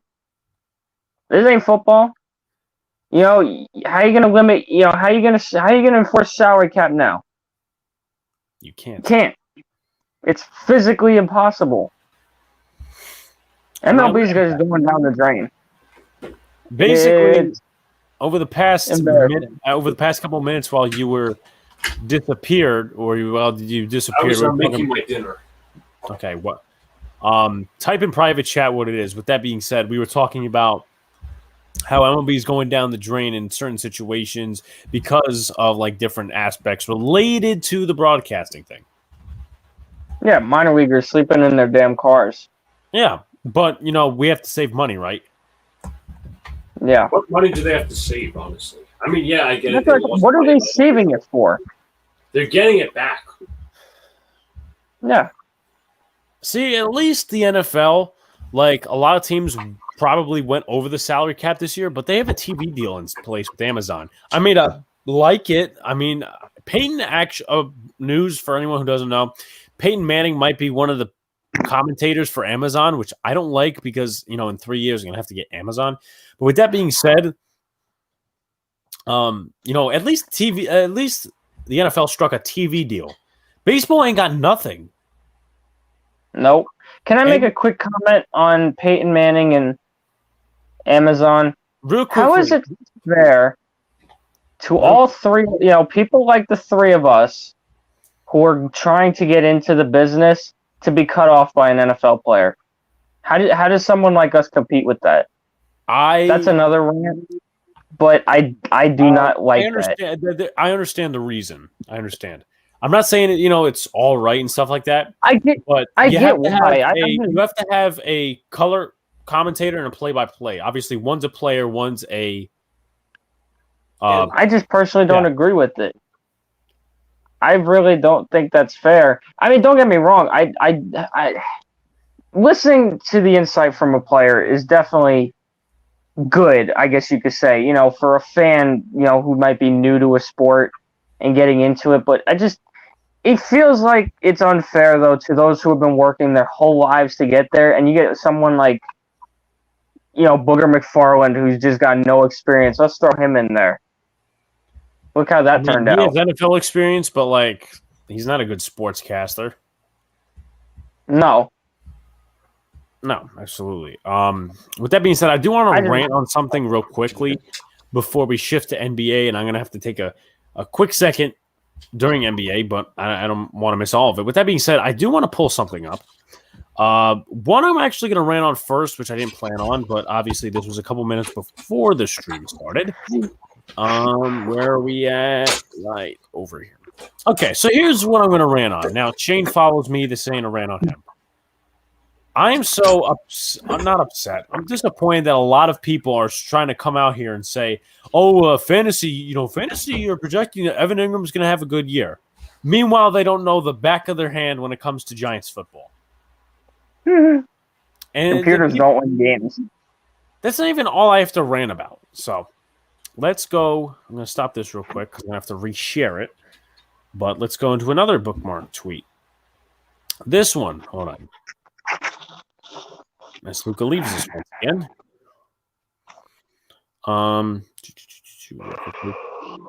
So this one. Marcus Mosher, Eli Manning, most overrated. Okay, whatever. You guys can read it.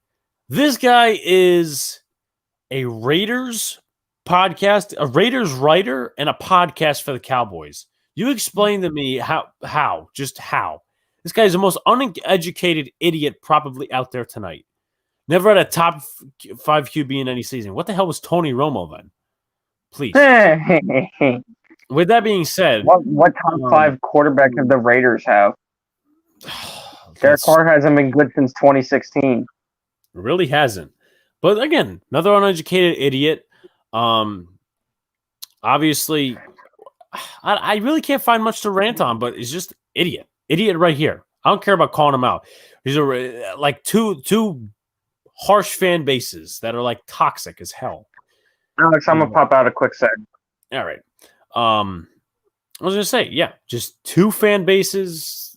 I can't even explain it. Once we get Luca and Sean back, I think I'm gonna pop out for a quick second. But if you guys have any questions, obviously, put them in the chat. With that being said, guys, if you haven't already liked, comment, and subscribe, turn on the notification buttons. You get notified when the live stream pops or video drops. Probably have a Yankee video coming out soon, maybe tonight, maybe tomorrow. Well, maybe recording tonight, maybe tomorrow, something like that. Obviously, once again, I'm happy to go back to the stadium. That's happening on Thursday.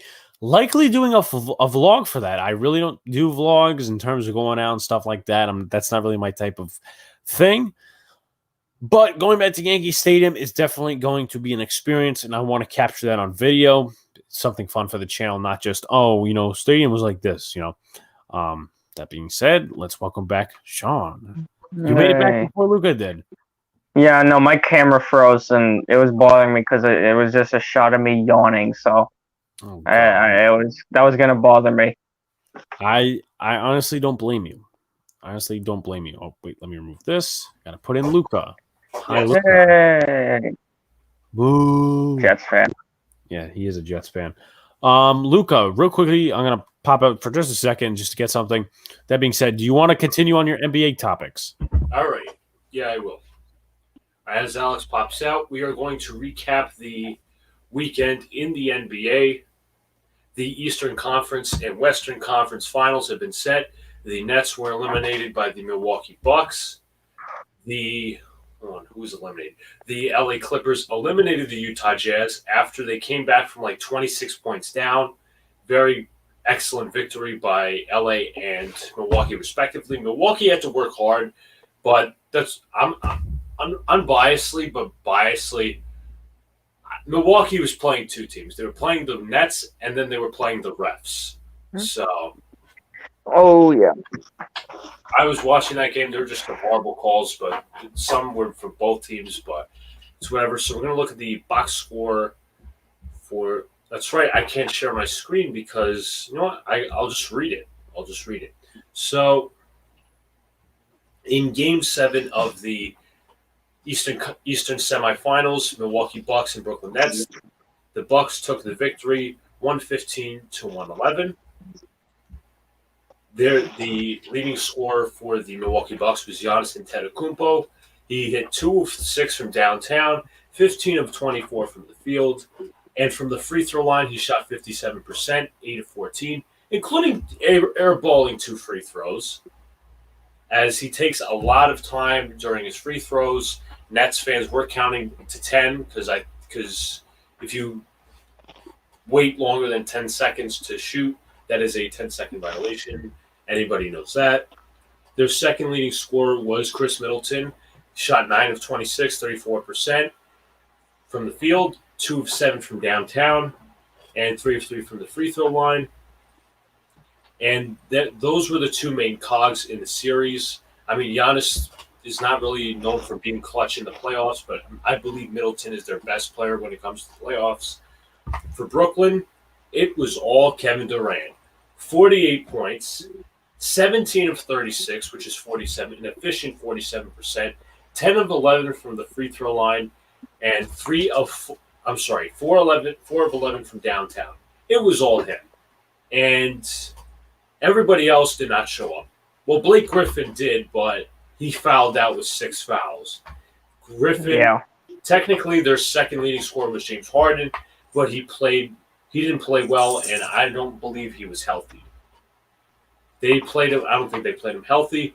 That's why I'll actually take his side on that. Shot 5 of 17 from the field, 2 of 12 from downtown, and scored a total of 22 points with 9 assists and 9 rebounds. Blake Griffin also played a crucial role, scoring 17 points, 3 of 6 from downtown, and 7 of 12 from the field. I'm going to go into a bigger discussion about the Nets when it comes to their philosophy and the offseason stuff after I fully recap the playoffs. Then Sunday began the Western Conference Finals between the LA Clippers and the Phoenix Suns. The LA Clippers are still missing Kawhi Leonard, and the Phoenix Suns are still missing Chris Paul. The Phoenix Suns took a 1-0 series jump, 120-114 victory behind Devin Booker's first career triple-double. Booker scored a total of 40 points and put in 11 assists and 13 rebounds.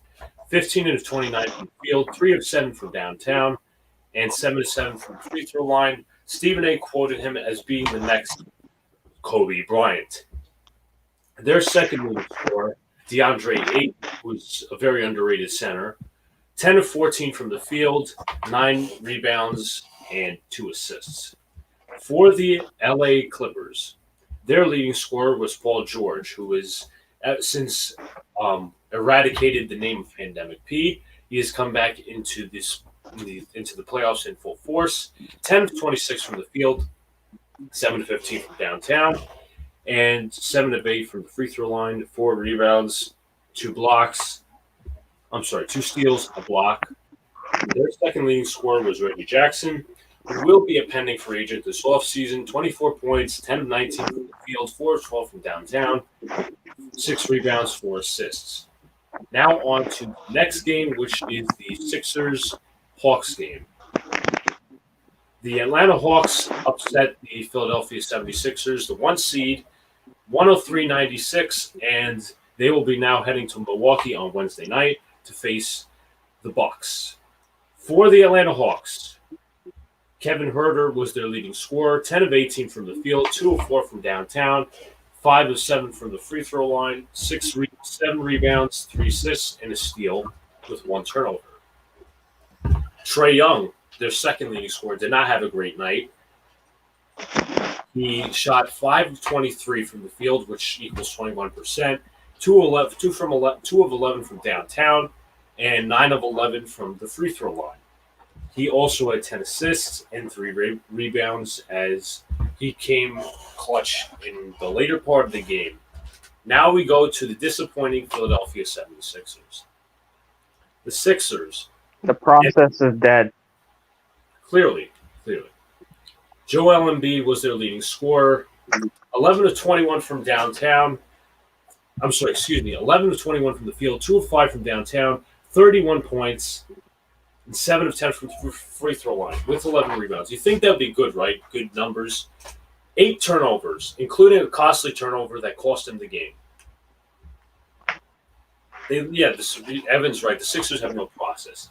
And then Tobias Harris is their second leading scorer, 24 points, 8 of 24 from the field, 2 of 7 from downtown, 6 of 6 from the free throw line, 14 rebounds, 4 assists, 2 steals. And then Ben Simmons, who was an absolute fraud. 4 points, okay? 2 of 4 from the field, obviously. 1 of 2 from the free throw line.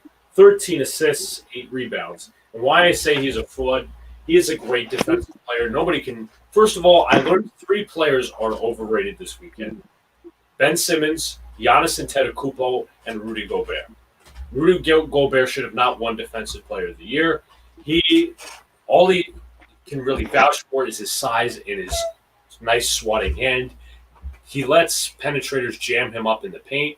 He has no really perimeter post defense. I saw Reggie Jackson, Terrence Mann, Paul George all thriving in the paint while Rudy Gobert is supposed to be guarding.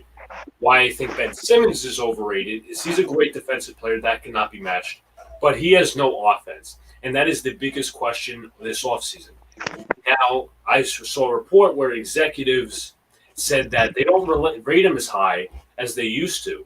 Simmons is a struggling free throw shooter. Simmons is very limited on the offensive side of the ball. He can pass the ball. He's a very good passer, very good playmaker. But he has no outside game. He doesn't shoot the 3 ball. Sometimes, even yesterday, he was so scared to shoot because there was this one play where Simmons was driving, I think. I got to remember. I remember it was a drive or a rebound where Simmons was driving or whatever. And he has a chance to go up for a dunk, but he doesn't. He passes the ball up. Now, if he dunked, it would have been 2 points. I saw that. It would have been 2 points and a foul. You know what that tells you? He's just scared to shoot the ball. He has no confidence in his free throws, no confidence in his jump shot. He doesn't even have a pretty jump shot either. That's the point. But apparently, according to Coach Doc Rivers, he is set to work on his jump shot this summer. He will not be playing for Team Australia in the Olympics. And he's just a very flawed offensive player. There were Knicks fans really inquiring about whether we should pick up Ben Simmons on the low. I am completely eradicate the idea, and I think that would be he would not be the answer to our point guard dilemma. And what else was I going to bring up? Yes, the death, and also Giannis. Why I think he's overrated. Great defensive player, won MVP I think twice, but again, very limited offensively. Layups and dunks are the only. Go ahead. Real quickly.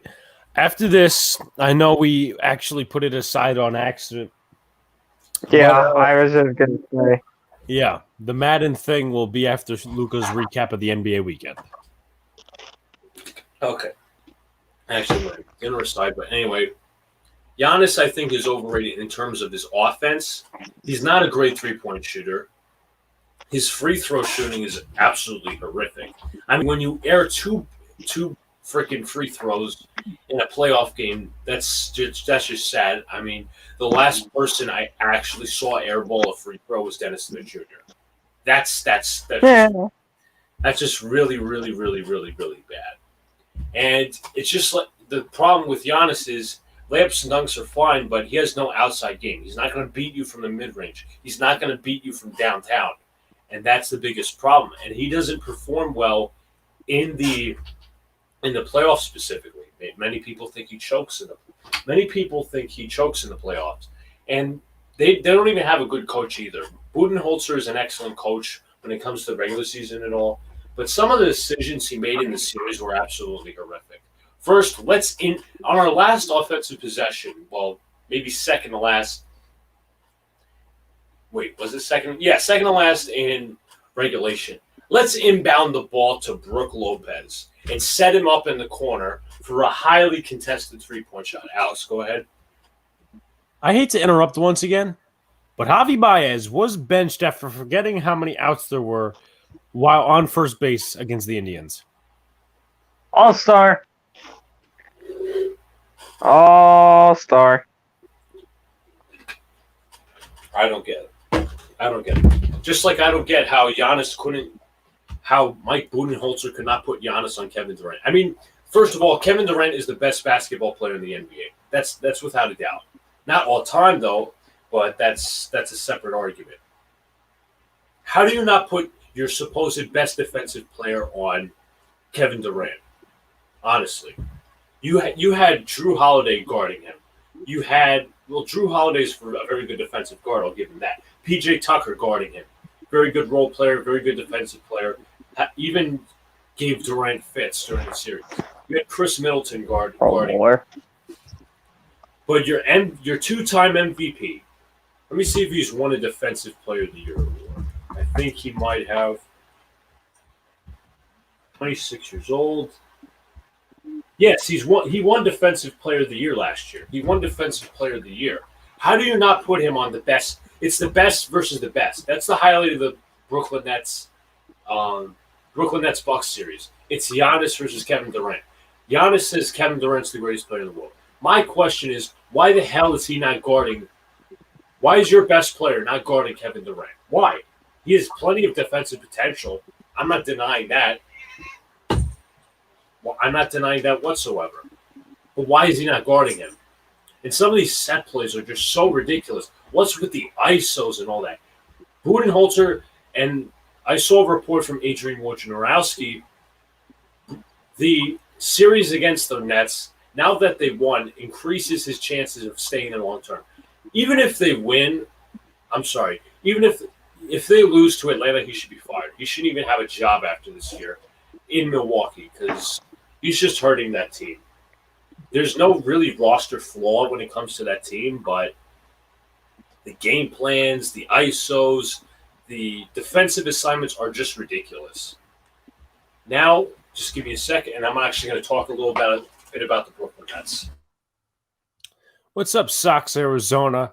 How was your series against the Royals? Heard you lost that series. If you want to talk about it in the comments, sure. With that being said, I forgot. Oh, your buddy Baker Mayfield was at the Padres game. Oh, really? Well, probably drunk. You should get tickets and say hi. Oh yeah, maybe I will. Maybe I'll even buy him a beer. Maybe he'll get intoxicated. Maybe he won't be able to play next year because he friggin' does something stupid. Well, now we're going to talk about... I actually got that game on. That game starts in like 20 minutes. Now we are going to talk about also, after the Brooklyn Nets, I'm actually going to talk about the head coaching vacancies. There's about 7 in the NBA. But on to the Brooklyn Nets. They acquired James Harden in January? If I'm right, yeah, they did. Something like that. They were supposed to be the championship or bust team. They were supposed to go to the finals, whatever. They did not make it there. Now I'm going to ask you guys, considering that James Harden and Kyrie Irving were hurt, and considering the circumstances, I'm going to give you 3 options. And Alex, you might as well put this as a banner. Is the Nets season a disappointment, a failure, or a lost season? I'm going to put that as the banner. Just give me 1 second. About all of the above. Okay, I can accept that answer. Well, Evan should be in the chat, so he's a Nets fan. What'd you say? Disappointment, failure, what? Lost season. Or all of the above. Evan says it's not a failed season. Explain. Because I'm kind of curious to see. It's all 3, Rob says. And I'll explain my statements and stuff. To why it would be a lost season or a disappointment is because you didn't have your other 2 of your big 3 playing. What's considered as a disappointment or failure is you did not make it all the way. You did not go to the finals. Even if you didn't win the finals, it'd be nice to just go, right? And it's also the fact that you could compare this to the LA Clippers situation. They're not playing with Kawhi Leonard right now. Yet, they made it past the semi-conference finals with Paul George and a reputable supporting cast, Terrence Mann, Reggie Jackson, Marcus Morris, whatever. And you really pose the question of, did the Nets really trade all their good depth away, or are there still good pieces there that just did not show up in that series? Landry, I didn't see much of Landry Shamet. Joe Harris did not show up. So much for getting $16 million a year. Blake Griffin had a solid series. Just things like that. James Harden wasn't healthy. but there's a lot you can put into it. The way I look at it for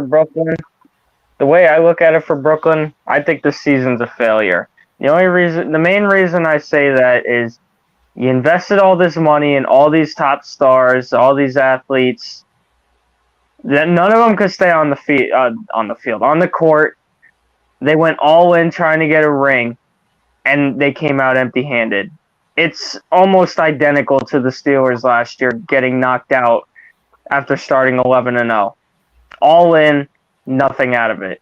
I shouldn't say like all in, but the Steelers, they were a powerhouse that fell apart.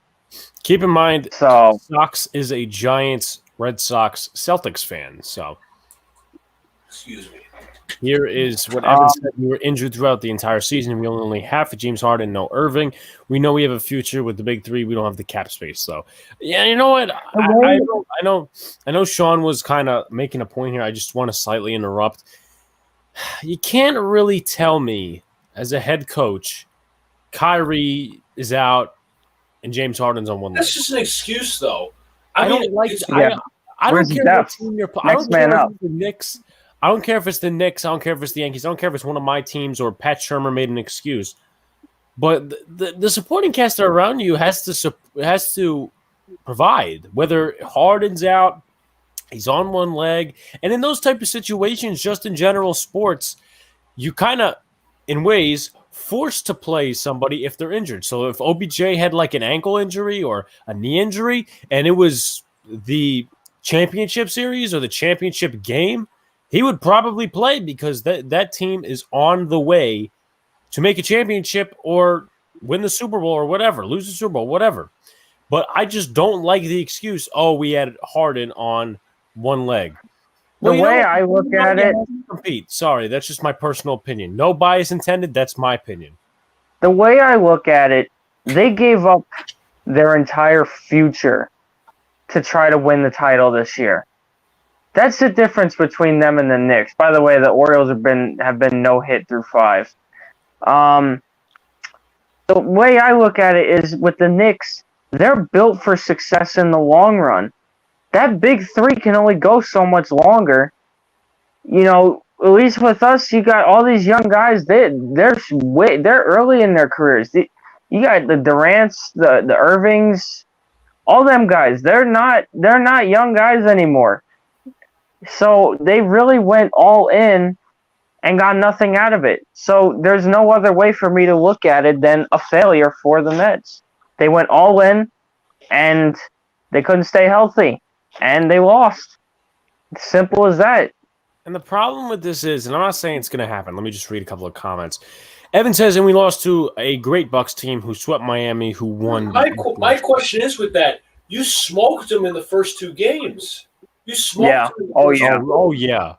You smoked Milwaukee in the first 2 games. What changed in Game 3? What changed in Game 4? When did Harden get hurt? Lost. When did Harden get hurt? And when did Kyrie get hurt? Just asking. I'm not making Kyrie. Yeah. Any Nets fans, if Luca doesn't know, then you can answer in the chat. Real quickly, I'm going to go through some other comments while Luca or the chat finds that out. It's a disappointment and lost season in the sense that 2 of our best players were hurt and role players like Harris didn't show up when we needed him most. It's a failure because it was title or bust. Sox says... To interrupt, I'm sorry. But that's what it's going to be for the next few years until this squad breaks up, until the big 3 break up. It's going to be championship or bust. Nets fans will have to accept being called failed. Nets fans will have to accept their team being called a failure, though. If you don't make it to the championship, whatever, but you built this veteran supporting cast, Landry Shamet, Joe Harris, you paid $16 billion a year, I think, over like 3 or 4 years. He's supposed to be one of the top 5 best sharpshooters in the league. He didn't show up at all. And you have all these guys. Is Blake Griffin going to leave? Are these different guys going to leave? You have no cap space. That means you can't even build around them. And how many draft picks do you have next year? I'm not crucifying the Nets or anything, but I'm just raising the questions that need to be answered. Sox Arizona says 3 of the best players in the world and cannot get halfway through the East. He shouldn't be talking. The Celtics couldn't even get past round 1. Yeah. Damn. Throwing some little shade. shade thrown at him. I was going to say, Evan says they showed up for 2 games and didn't do anything. I get it, but it was Nash's first year as a head coach. But Nash, hold on a second. But Nash has a winning mentality. I'm not saying he obviously hasn't won a ring, but he's been there before. He's been in the semi-conference finals. He's been around the conference. He's been in that playoff atmosphere. That's not what he said yesterday. Oh, we didn't have Harding. It's not the same. We didn't have Irving. It's not the same. I get it. But you can't go publicly and say that as a coach of a team that has so many expectations. You can't say that. You want ask Tyronn Lue. Ask Tyronn Lue, who was often called as LeBron's puppet. Ask Tyronn Lue. He is no Kawhi Leonard. Ask what's his name, Monty Williams. He is no Chris Paul, who's been a very crucial part of that team. They're still getting it done, and whoever wins that series. They're still getting it done. They still made it past the round because their supporting cast actually came out. Marcus Morris has been a solid contributor. He's been paid, what, 16, around the same as Joe Harris. He came to play. But this does not make the excuses of my other star didn't play and was injured. That's why. You could say that for the Clippers and the Suns. They're playing in the conference finals right now. They're playing for a chance to end up in the NBA Finals, in which 2 teams are not expected to be there. We expected the Lakers to be in the finals. Mickey. I mean, in the next case, Anthony Davis wasn't even healthy when LeBron was playing, but LeBron couldn't even carry his own team because I think it's going to be declining soon. But not the point. Read through the next couple comments. I want to see. Okay, so I guess Evan's joking with this one. Guys, and your Knicks fans are probably jealous, but keep it real. Rob says game 1 for Harden, game 3 for Kyrie, while Evan says game 4. But once again, obviously. My question was, why did you rush Harden back? I mean, as I told you, and I'm not defending them. I'm not defending them, but that's honestly, once again, not defending them. And this is all unbiased information. Even if it was the Celtics or this team and that team, we would say the same thing. This ain't just, oh, New York, let's bash the Nets. Yeah. But what was I going to say? Like, now I forgot what I was going to say. But Rob says, injury should never be the main excuse. It's just lazy. They're part of it for sure, but we had plenty of chances to win that series, even without Kyrie. Yeah, Evan says Harden wanted to play. That I heard. See, my thing is with the whole Harden thing. Alex, you're probably going to make the point that these are crucial games, but I don't remember when they rushed him back. It was either game 3, game 4, whatever. But it's not like they're going to be eliminated just yet. It was a 2-2 series at one point. And why wouldn't you save James? Why wouldn't you let James Harden rest and then he could be almost fully healthy when it becomes crucial timing, like game 5, game 6, game 7s? That's my question. I understand these crucial games, but you want him healthier for the back end in the more crucial games. Here's my issue. His play was indicative of that. Here's my issue with the building like this mentality. Here's my issue personally. Once again, this ain't just the Nats or anyone else. The Browns are victims of it too. The Lakers. You hire a head coach, and this is sports all around. It's coming more common that you hire a coach who's not necessarily tough on your team. First, the players love him, whatever. And I'm not saying this is or not going to happen or whatever. But when you start losing and you have some high character guys like that, now I don't know what losing is going to be next year, whatever.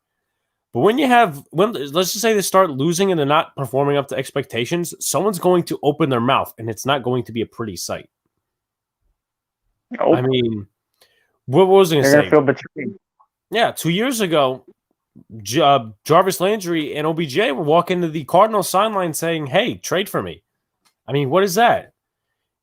And once again, Shermer was supposedly tough on OBJ, and he didn't really like him. But that was better in terms of getting hard on the players than Freddie Kitchens was. Freddie Kitchens was not capable as a head coach, and he's now the senior assistant to the offense for the New York Giants, which obviously, once again, just because he's a Giant doesn't make the point. But once again, if you start losing with a couple of stars on your team, the big names, this is something that could happen. I'm not wishing it upon anyone, but I'm just going to say it. If you don't have a tough coach and you have a pretty high character roster, I would not want to be in that situation. Once again, this ain't just the Nets. There's a couple of teams out there that are kind of in this situation. So that's my personal opinion, unbiased as usual. I also, and I ended the Nets discussion. They'll have, and somebody was tweeting like the Nets have so many needs, but how much do you have in cap space to really draft those needs or sign those needs? You took up a lot of your cap space signing Joe Harris, obviously James Harden's on the roster, Kyrie's on the roster, Kevin Durant's on the roster. It's going to be a lot of questions, but we'll see what happens next season. Now, in terms of the head coaching vacancies around the league, there are a total of 7 head coaching vacancies around the league. Let's see. You got the Pacers, you got the Trailblazers, you got the Magic, you got the Celtics, you got the Mavericks. Let's see. Let me see.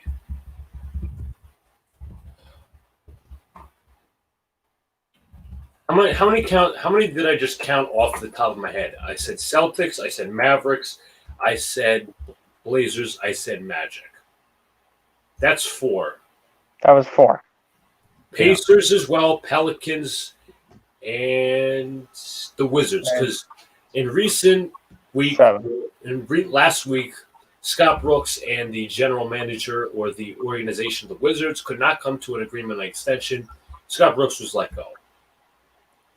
In Portland a few weeks ago, Terry Stotts parted and the organization parted ways. Real quickly, Rob says this: Nets will be able to add veteran ring chasers for cheap, much like we saw the Heat do back when they had the big 3. Same with LeBron led the Cavs. Yeah, but question is, how much are they going to take? Like Andre Drummond, how much is he going to take if he comes to the Nets? It's going to be interesting. That's all I'm going to say.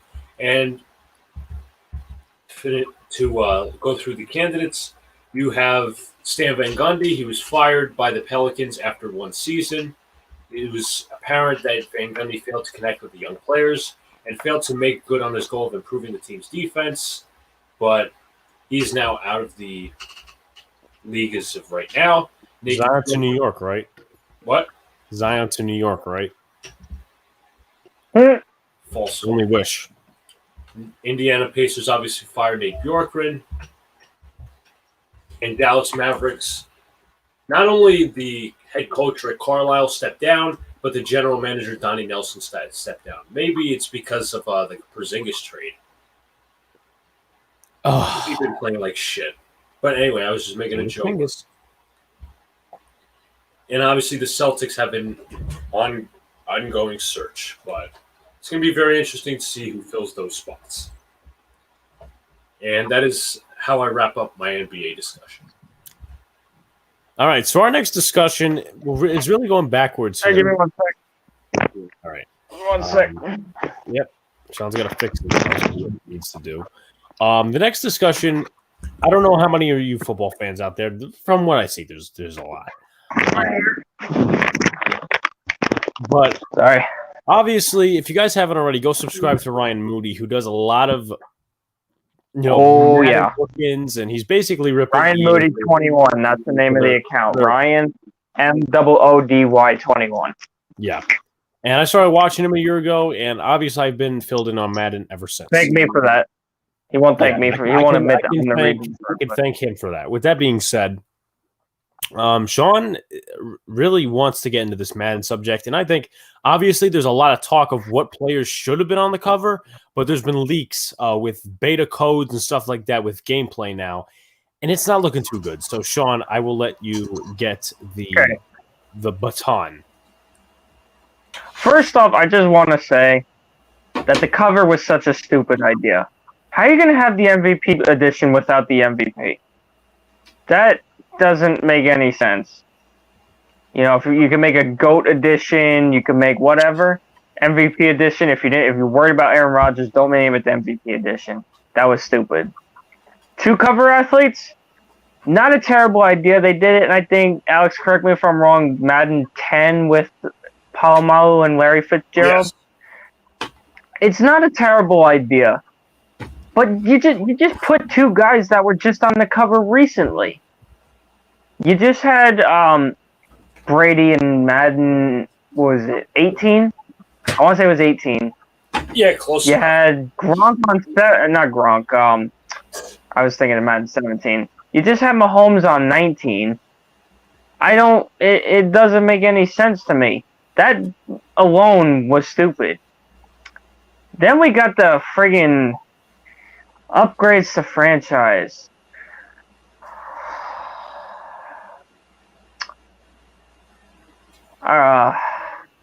First up, before we even get to franchise, because hold on, did I freeze? No, you're good. My screen is frozen. I'll keep going. Let me know if I start breaking up, then I'll leave and rejoin. Okay. The trailer, I see what they were going for, but there were obvious flaws, and it looks like nothing's changed. You're going to next gen. You're going to PlayStation 5. You got it. They're talking about how they're adding all these fan upgrades, but they're only for PS5 because only 10 people. It's exclusive for the 10 people that have it. They got these fan upgrades. Some of them are intriguing. I won't lie. Where they're talking about different ways to handle crowds and when you're the away team and stuff. That part I get. I actually kind of like that. I do like that. What I don't like from the trailer is when I'm looking at a highlight reel from Carolina and it's all Bucks fans.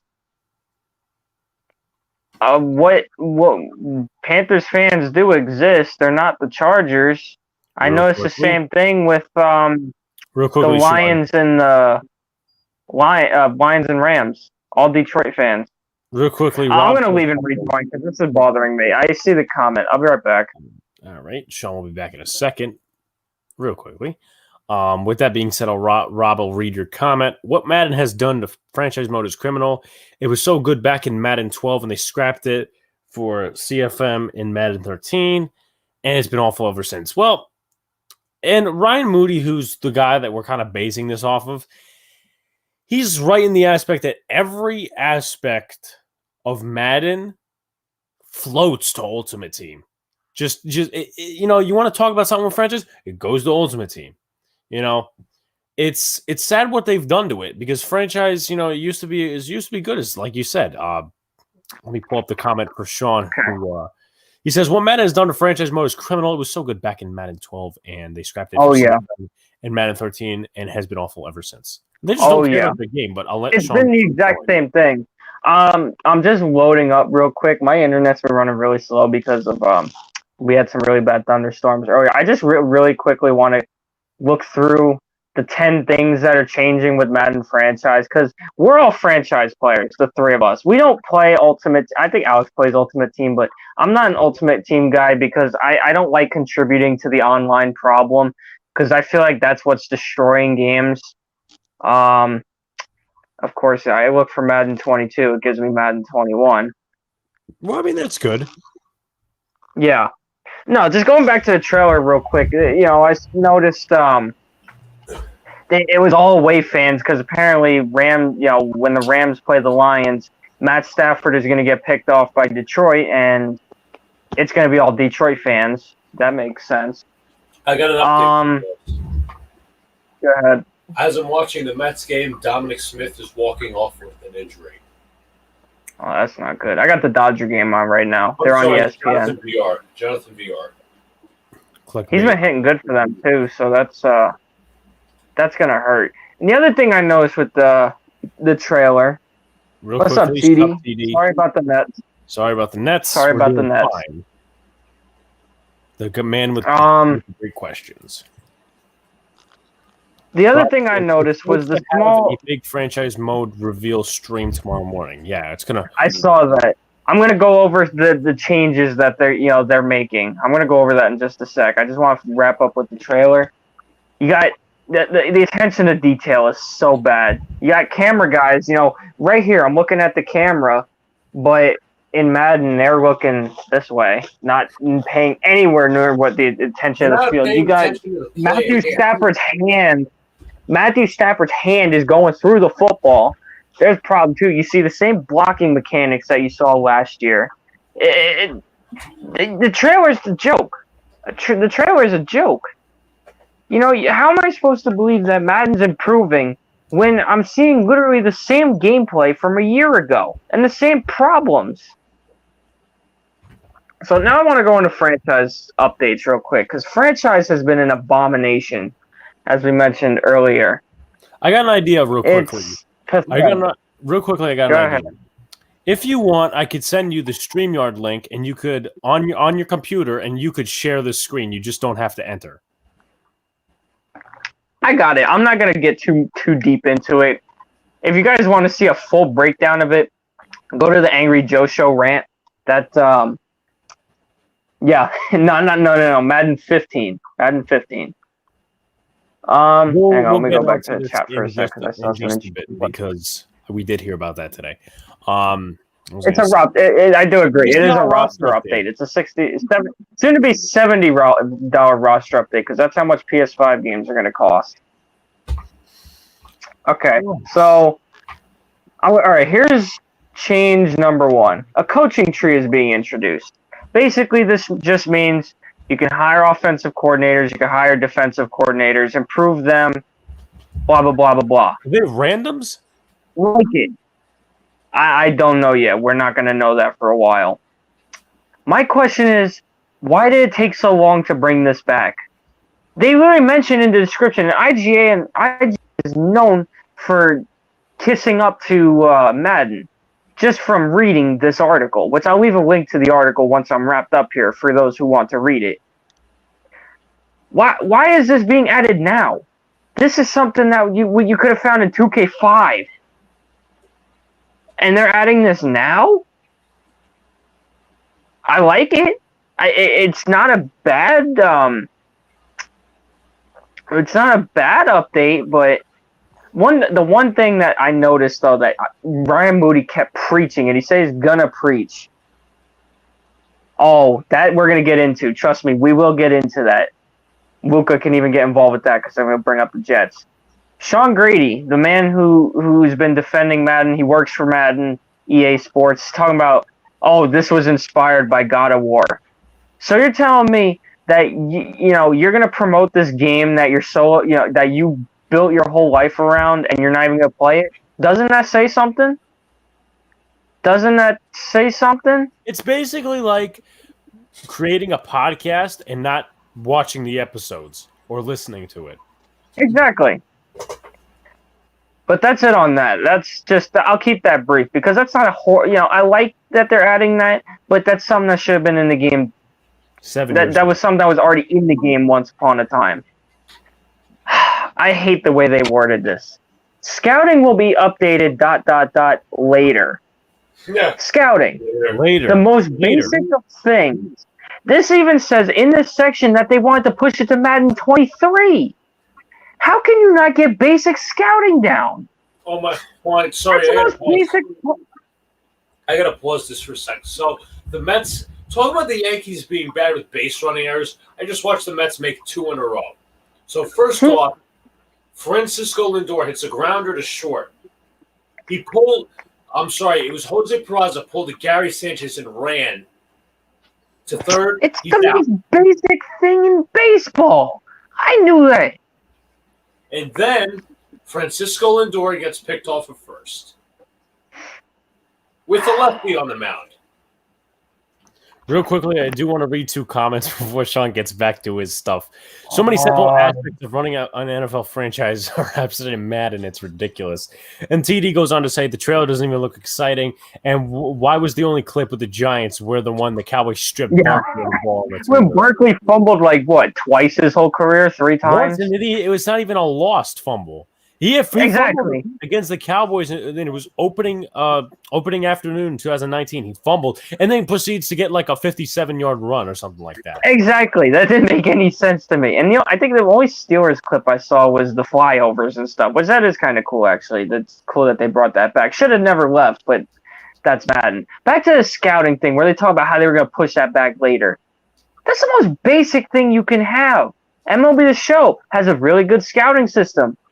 2K, it's all right. I like MLB The Show is better, but for Madden scouting, buy this many coins to friggin' scout. That's not scouting. That's nothing. This one's my favorite. One of my favorites. It's not the favorite. Franchise will include more than 35 new scenarios. And they brought people in to have the scenarios. They brought random people like me, like Alex, people of the community to do this.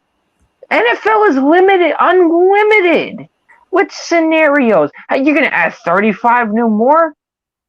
If we really we do have the time tonight. We really could if we wanted to, but I don't want to waste time with it. We could literally pick 35 different NFL scenarios right now if we really wanted to.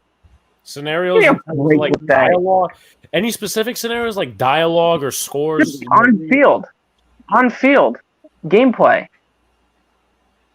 They want like here's what it says. A key criticism of Madden's franchise mode in recent years has been the scenario engine, a one-dimensional attempt to add a bit more storytelling to each game, usually in the form of accounting for the other team's star player. In response, EA hired a community member, a random person off the street, to build up an engine, and they have responded with some 35 new scenarios. This year, we hired somebody out of the community who is super passionate about this, taught him the tool, and allowed him to create. I think some really compelling scenarios, Grady says. I think you're going to enjoy the refresh. He says it's so long overdue. I'm sick of it. This should have been done years ago. 35 scenarios? Again, the NFL is unlimited. I'll sound like Russell Wilson. Unlimited. That's what it is. How about 35 scenarios? Moving on. Halftime adjustments will add a certain bit of realism to the flow of the game. We're not getting an update on the presentation, which I'm gonna tell you guys right now. I haven't played it as of late, but about a month or two ago, I was playing Madden 16 on my Xbox. I don't have a lot of games for it. That's like one of the few games I have. I missed that presentation. It was so much better. You're not going to add to the presentation? No, they're adding the same thing you do at the start of the game. You just set up a game plan, pick what play you want to run. What? I don't want that. I want a realistic halftime show where, like in 2K, you have Chris Berman showing highlights of games and you got real quickly. Highlights from your game. The one thing I disliked about Madden 16 is that there was literally you couldn't run the football, and that it was all passing offense. That was 17, I think. Because 16, I ran the ball just 16 fine. With OBJ, that's the one I have. Even when I go up to my dad's to play my old Xbox 360, I cannot run the football for shit. With that being said, Rob, nerding out sports, they don't have realistic free agent signings. Trade logic is all out of control. Cap space literally doesn't work. And the CPO draft logic is disgusting. You literally can get star players for like third-round picks. I know. I traded an 81 overall player franchise for a second-round pick. Tell me this, Giants fans. I'm going to put out a trade that I made it was about a year ago. Alex might remember this. Oh, God. I needed a running game because James Conner got hurt. Do you know what I did? I traded James Washington and a 7th-round pick, and I got Saquon Barkley in return. Tell me the logic behind that, Giants fans. It worked. Alex, do you remember that? Do you remember when I did that? Yeah, I did that. And I had Saquon Barkley just like that. The logic is broken. And the one thing that sucks with the free agency signings, too, I'm glad you brought that up, was the fact that you go sign someone to a 1-year deal. That's it. And I agree with TD. The draft is boring because at least 2-3 years ago, even you got to look back, they always had some sort of presentation or something. Now it's just pick a player and move on. It's not even like a friggin' setup anymore. I remember watching the video that Sean presented me. It wasn't Moody. It wasn't Ryan Moody. It was that one other guy. I don't remember his name. It escapes me now. But when the teams win the Super Bowl, it's the exact same presentation. Yeah. Angry Joe. Yeah, he showcased. I mean, that's been showcased before, but he just showed it again. He says CP doesn't appear to make any trades. It's all garbage. Agreed. The draft sucks. Like draft day is like one of the biggest days in the in the football calendar. Maybe aside from the Super Bowl and obvious opening day, stuff like that. Draft day is like top 5 biggest day of the year. And Madden just like, pick a player, And what's up with the Browns and Cowboys? That's so true. Yeah, that's some big facts. We'll get into gameplay too later because that's the other thing I want to discuss. And Luca, you pretty much just said it. This is the next one. The Super Bowl presentation will finally be different. How different? What are you going to move some players around? And Rob says, I love the free agent bidding they had in Madden 12. Yeah. Oh, yeah. That was. Yeah, I remember those days. Those were the days. Too. Can't even rebuild. It's about schemes. I could have a 92 overall team and go 6. Oh, yeah. I literally, in my last franchise, the Chiefs went 4-12 with Pat Mahomes fully healthy. You can't make this up. I think the fact that also, I mean, this has been a basic, bad thing of the game for a while now. That, when I play as the Giants or whenever as a team or something like that, you could have, good overall players. Defense does not exist. The running game is so excessive. See, for me, it's the other way. Only because, the Steelers have a top defense. But over the years before we got Minka, you're right. The defense was terrible. It's all in the animations. They're actually showing on ESPN right now. They were checking Yu Darvish for sticky substances. The whole thing is out of control. We'll get to that later. Yeah, no, it's all animation based. The animations get sucked into whatever. Again, we're not going to get too deep in that because it's really not easy to explain. Just check out Ryan Moody's channel. Luca, do you mind leaving a link in the? I'll do it. The chat to his his YouTube. I really want you guys to check him out. The animations, whatever you talk about, blocking, throwing the ball, anything, they're not realistic. I'm not expecting it to be 100%. It's just it's just all animation based. The freaking you have an offensive lineman guarding nobody, but he has the blocking animation. Yeah, exactly. And also, remember that whole thing about a wide receiver being an offensive lineman being a wide receiver? Oh, yeah.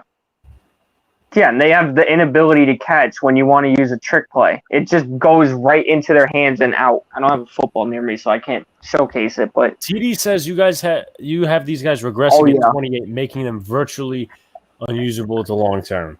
The only thing you can do to solve that, TD, is you can literally go into these settings and change all the overalls. I can make them all in 99. I can make the entire Steelers team in 99 right now if I wanted to. So you can't even with the regressing, which I agree, it's bad that they're regressing at 28, but literally you can just go and fix it, which is kind of dumb in a way. With MLB The Show. It sucks that you have to do it yourself. Exactly. You shouldn't have to. You shouldn't be regressing like that. Anyway, this one TD alluded to earlier, and I can even involve Luca because of his super fan. Super fans will be in the stadium.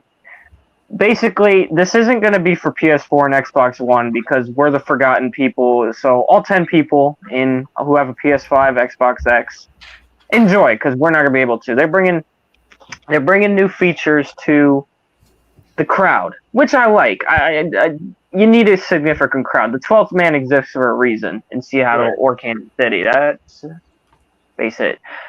So I'm going to get into the super fans thing in a minute. I just kind of want to quickly re-break down everything. Basically what they're doing, they're adding characteristics to each stadium you play in. Ryan Moody broke that down, so obviously you can check out that video. I was just watching that yesterday.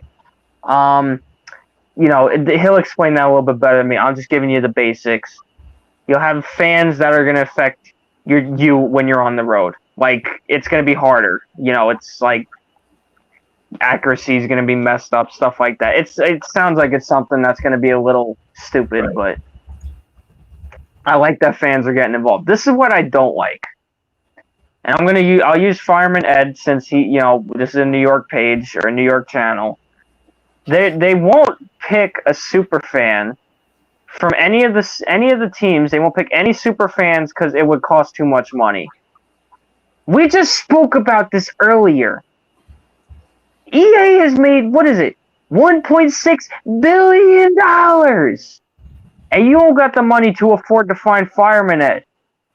Or license plate Hold guy. on a second.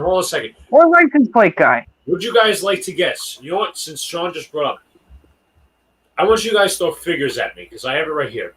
What do you think EA Sports' net worth is? $1.7 billion. 1.6. No. Upper or lower? That net worth thing, I don't trust that because they say Chisel Adonis is worth 6 G's. The man's broke living in Flatbush. I love Chisel Adonis, but I'm just making a point. Upper or lower, Luca?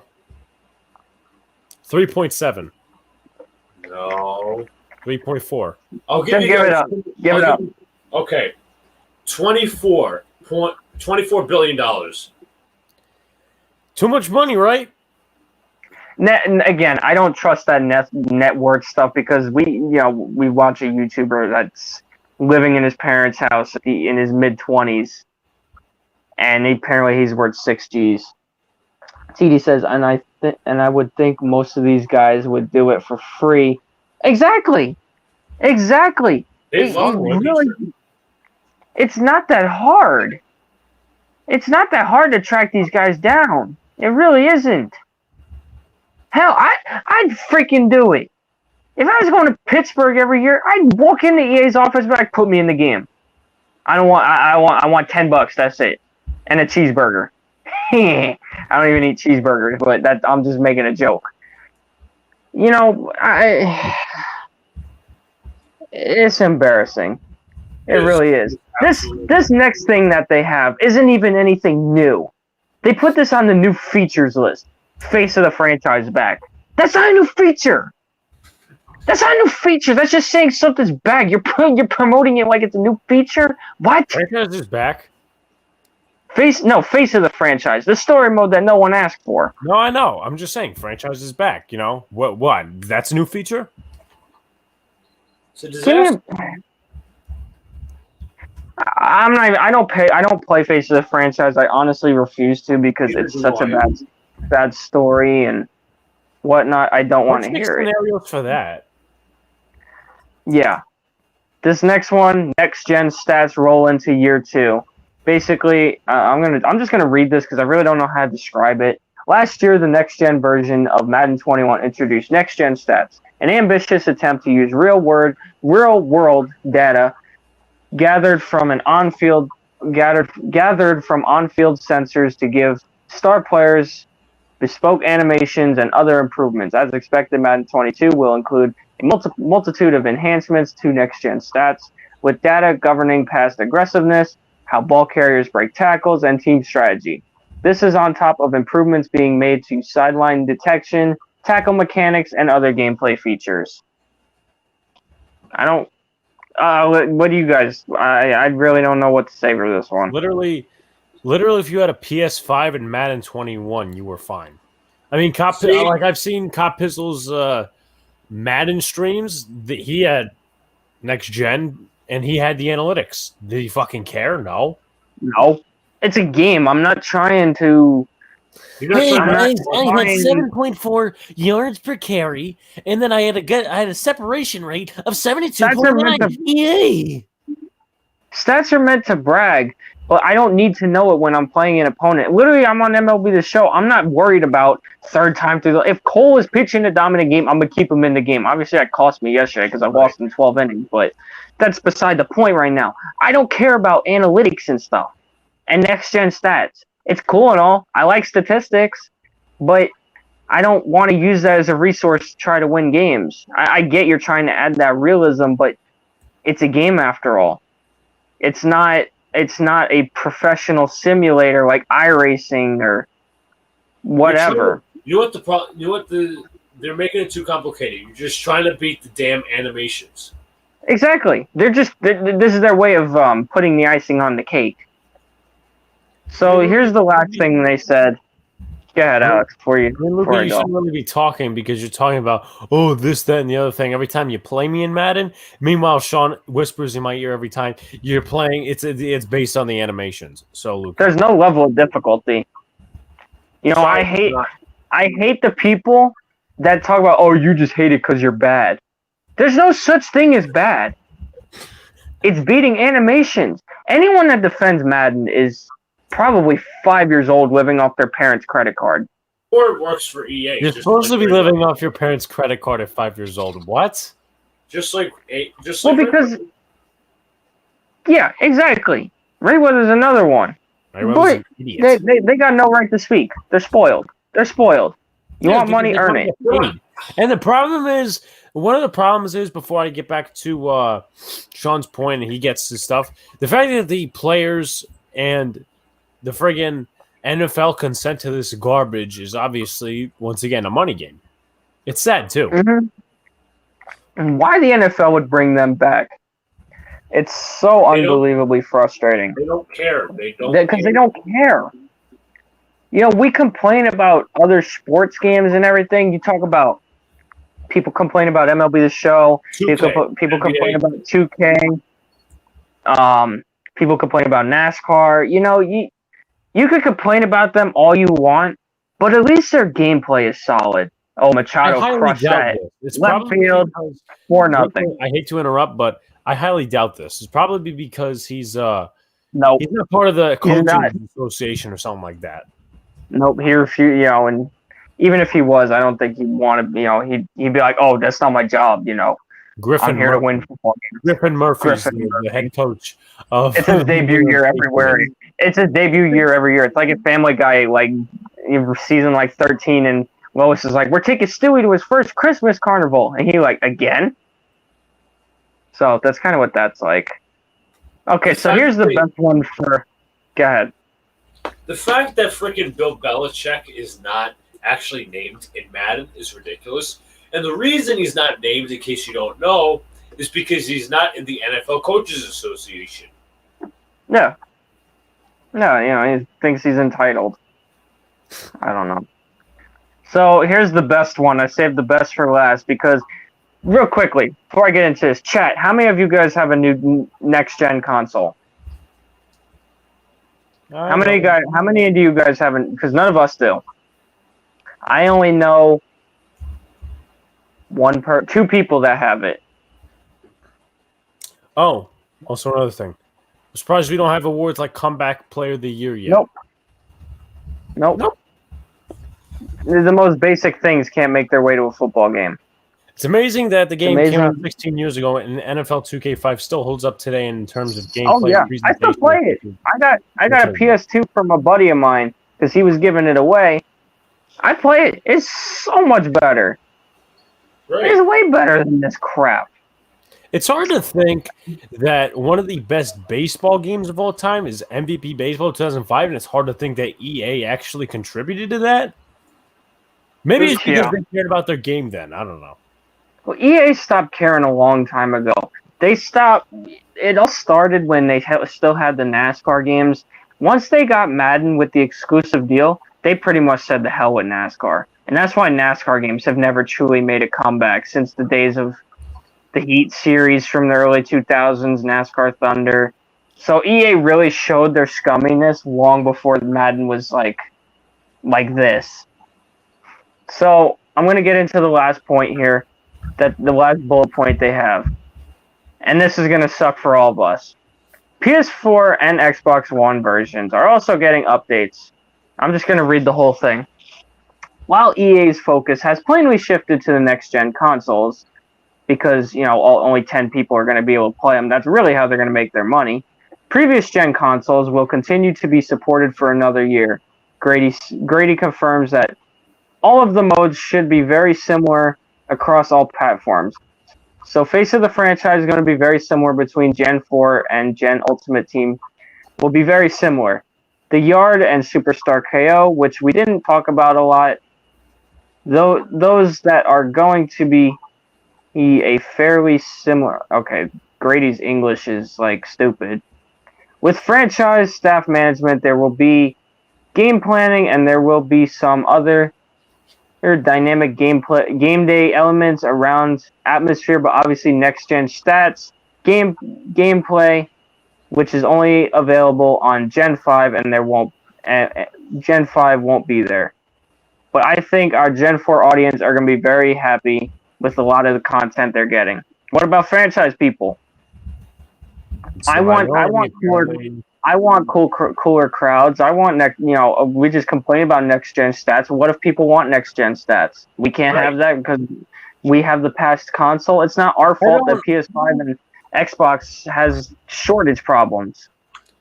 I don't understand what you need a next gen console for basic analytics. And you're not going to be making money off of that because no one has it. It'd be nice playing simulation, try to rebuild a team where Cam doesn't win the MVP. I like that. Good point. Yeah.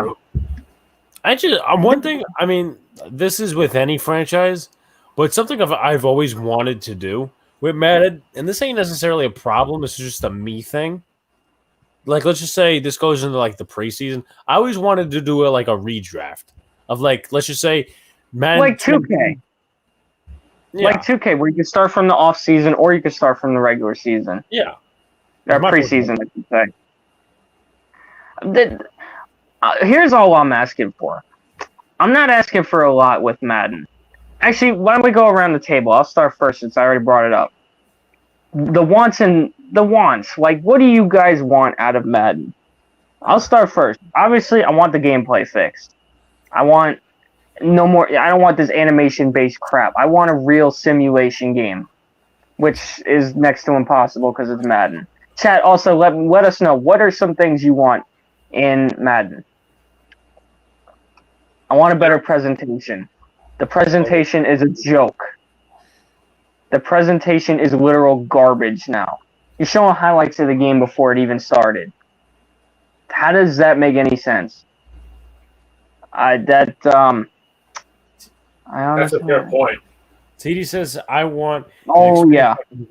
Later round guys. Madden makes it so all of our late round guys get kicked off the scene team. I like that. That's creative. That is creative. I didn't really think about that, but that's true. I want a true training camp like we used to have, where you can develop those types of guys.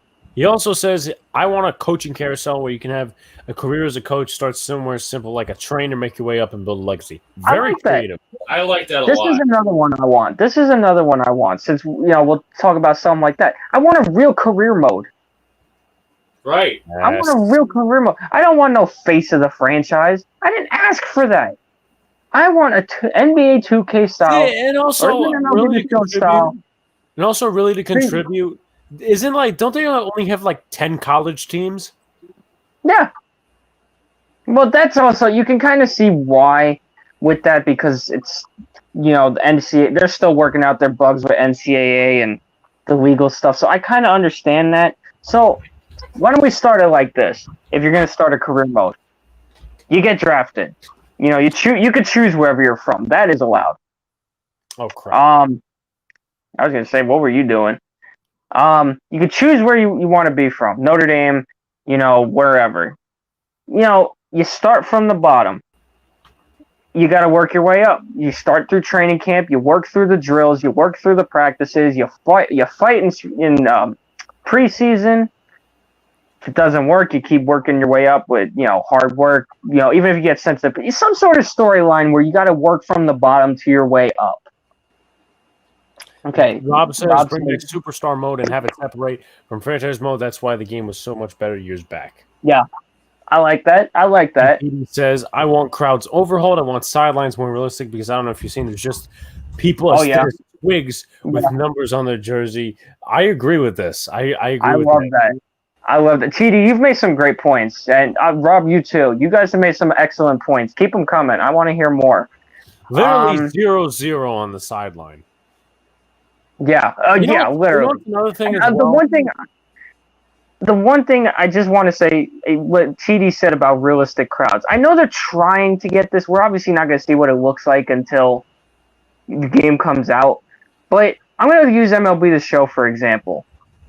Let's say you got the Dodgers and the Angels playing each other in Anaheim.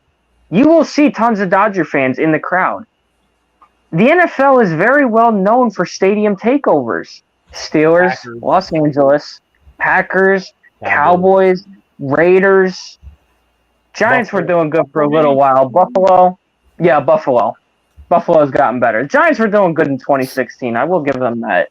I remember they had a decent-sized crowd in Pittsburgh. I want to see more of that because we all know that that's a very popular thing in the NFL, especially Chargers games. You know, I don't think the NFL will ever openly admit that the Chargers have a bad crowd. But if you look at, I remember it was last year, I was playing against the Athletics in MLB The Show. There were more Yankee fans. They weren't afraid to go there. And there were empty seats. That's another thing that Madden lacks. Empty seats. Says, I don't want franchise rebuilds built solely based on playbook. When I rebuild a team, I don't want to go 5-11 or 7-9 despite how good it is.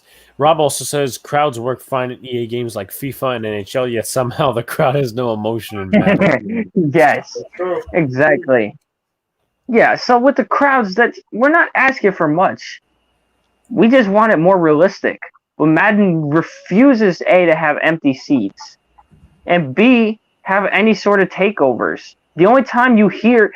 I don't know if you guys have ever noticed, but if you ever played an exhibition game, or even if you've made it to the Super Bowl in franchise, let's say the Steelers are the home team, and they're facing the Giants, and the Giants score a touchdown, you'll hear them cheering, but you won't see a single Giant fan in the crowd. I don't know if anybody's ever noticed that if they played any neutral site game. That's just lacking common sense. TD says, do something fun in the middle of the game, like put a camera on the crowd with Eli Manning sitting there, something where your team's legends watching the game. That's creative. That's a cool idea. I like that. That would be cool. They could do that for all games, really. I mean, I know MLB Show's not Marlins guy. I don't know if everybody knows this, but MLB Show still has Marlins guy. So there's just an example. They have a super fan. True. And what was I going to say? Speaking of which, in the old Maddens, you used to have the hell's her name? Frick. Oh crap! What the hell? Daniel Bellini. Daniel Bellini. They used to have sideline reporters. Please bring that back. Like you're just, like please. Brandon Gardner, Davis. Oh well, you know this guy's not coming back to the game. Like I don't want to hear it from you. I got a little thing that I want. It's going to kind of add to that. I might be asking for much when I say this, but just hear me out. I remember with I own NHL 15. I haven't played a lot of NHL games. That's the one that I remember playing. I love that game. That was a lot of fun. They would do the broadcast with NBC. Why can't with the NFL, with all the money they make, have the CBS specific broadcast, even if you just use the same two announcers for each broadcast, like you use Tony Romo and Jim Nantz. For Fox, why can't I get Joe Buck and them, Troy Aikman? Why can't I get the Sunday Night Football broadcast? Why can't I get Monday night? Why can't I get Thursday night? Right. $1.6 billion, you can't come up with that? Even if you use the same announcers.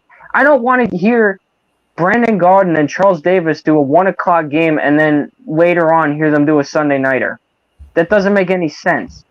I mean, to me, I might be asking for a lot, but that's what I want. I don't see why it's impossible. I mean, yeah, they're technically doing every game, so they have to, from commercial break, they have to jump on another game. But TD says they do that at NBA games, Eli Manning and other famous. Yeah, like when we went to the Knicks game, Justin Tuck was there. When we went to the opening day at Yankee Stadium, Tom Coughlin was there. Yeah, back in 2016. How they're beloved or something, you know. Rob says announcers need to tell the storyline for each game. For example, Game 17 with the division on the line, there should be more hype in the crowd and more presentation. I agree with that 100%. Give us an option to actually retire numbers as simple as going into settings and turning on retire numbers, and try to drafting names, and then thank you. Yes. Oh yes, even with MLB The Show's got that problem too. Yeah. MLB The Show's got that problem. I want different displays. Like if it's a game of Fox, look different. ESPN make it look different. Whichever channel. Yeah, exactly. Even if they came up with something generic, just give it some sort of diversity. Playoff games feel like preseason games. Oh yeah, exactly. Oh, that's one of the better statements I've heard today. You know what? I Also, like that. You know what's underrated as a flaw that I really don't like? What the hell you need power running back, slot corner, left defensive Oh yeah, end, the specialists. The specialist. What do you need that for? Yeah, that never made sense to me. It really did. Oh, there's another thing. I think you guys will like this one. I alluded to how we need more training camp related stuff in practice. Why does everybody's practice facility look exactly the same? That's so true. Why is everybody's instructor the same? Why can't, yeah, exactly. They got the same generic guy giving you the same things you need to, that sounds like you hear every time. Honestly. I stopped playing practices because they just got stupid. But why do I have to A, follow only that? B, why can't I have some sort of character? Like if I'm using a Giant or Jet franchise, I know they both train in Jersey, but shouldn't it look like New Jersey? It shouldn't look like they're in the middle of nowhere in Montana. That's just another little thing that they could do. What is there else? You should be able to do more drills than just for a practice or even training camp than just run this play. You got 3 football fields for a reason, yet you can only use one of them. Yes, thank you. And for the love of God, give us the long snapper position. Oh yeah. Yeah. I wish there were face skins so players could actually do look like they are. I'm tired of Matt Parrott looking like an inflated. That's funny. I like that one. That's true. I agree with you. I like that. That is funny. I got a statement. So when we're talking about realism and all that, I'm not expecting Madden to completely overhaul it in 1 year. But you know what? Make it a building block. Like improve it little by little each year so we can get to realism. Yeah, exactly. But this is something they should have been doing years ago. Time out. I read the most stupidest thing on Twitter right now. Let's read this. Ready? I know PFF sucks, but can we get a program in Madden 22 showcasing the top 50 on PFF? Let's bring PFF to Madden. Let's make it even worse. Let's make it worse. Oh, my brain cells. My Lord. That was probably the worst thing. You know what, Alex? That's going to be the one thing EA sees, and they're going to add it. I honestly could see that happening. Stop giving them ideas.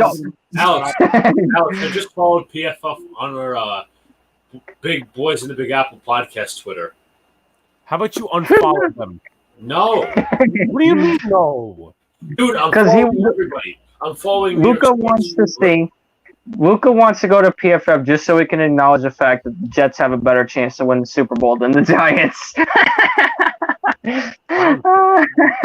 He says, why can't offensive linemen develop naturally? Like if I draft a normal developmental tackle, they have never jumped to star developmental. They just regress.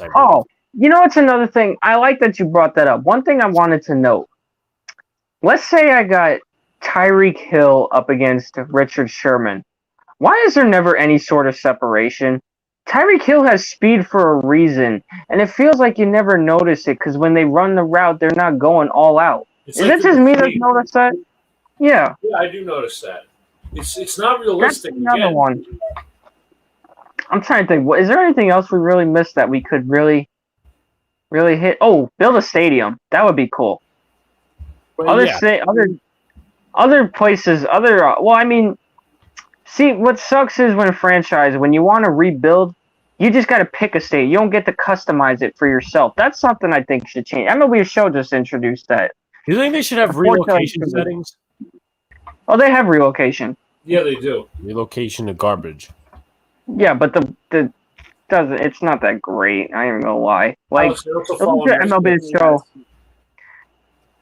At least at MLB The Show, like you could sink in like a college team. You could sink in more minor league teams if you want, make them pro teams. I don't know. At least MLB The Show's got some creativity. Same thing with 2K. I love 2K's expansions and all of them. I love 2K's. 2K's Real is phenomenal. In a very rarity, we were talking about players and just accepting. Perrion Johnson in November. EA Madden NFL is still terrific. Is still a horrific game in case anybody forgot. TJ Lang, offensive lineman for the Lions and the Packers. I hope the NFL will one day demand a better product from EA. That was in August. Tony Jefferson, the former safety of the Ravens. Why do you guys refuse to make changes to franchise mode? What's the true backstory to this? LOL, we need an explanation at least. If it's broke, just tell us. And you want to know why they aren't touching franchise mode? Because nobody cares. Ultimate Team. They generated... What the hell was it? It was somewhere in the high millions. Hold on. I want to look this up because Ultimate Team is the reason. Oh, good God. Someone asked this question. How much would a copy of Madden 22 autographed by Brady and Mahomes be worth in 2040 or 2050? Nothing. Because they can really just buy a cover from like 3 years prior. I'm trying to find out. I want to see how much MUT mode made. Because then that'll tell you exactly why. Of course, crappy speeds. Of course, I don't get a straight answer. Structure. This is creative, yes. You know what? I like that. I like that a lot. Yeah. Okay, they didn't give me a straight answer. But let's say MUT made a lot. Throughout games like top 5 in passing yards, touchdowns, receiving yards, sacks. Yes. That's what I said. The presentation. The presentation is my biggest complaint, aside from the animations and the gameplay. Revamped halftime show, just like NBA 2K. Exactly. Exactly.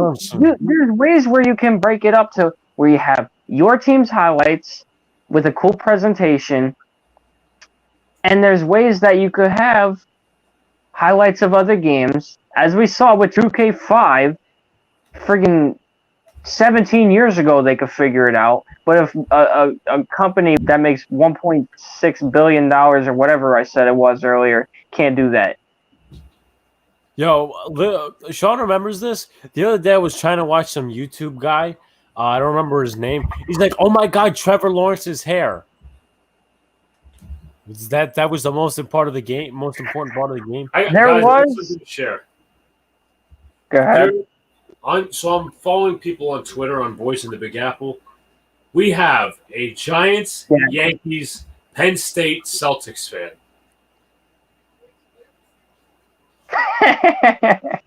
Oh Lord, Lordy Lord. Interesting.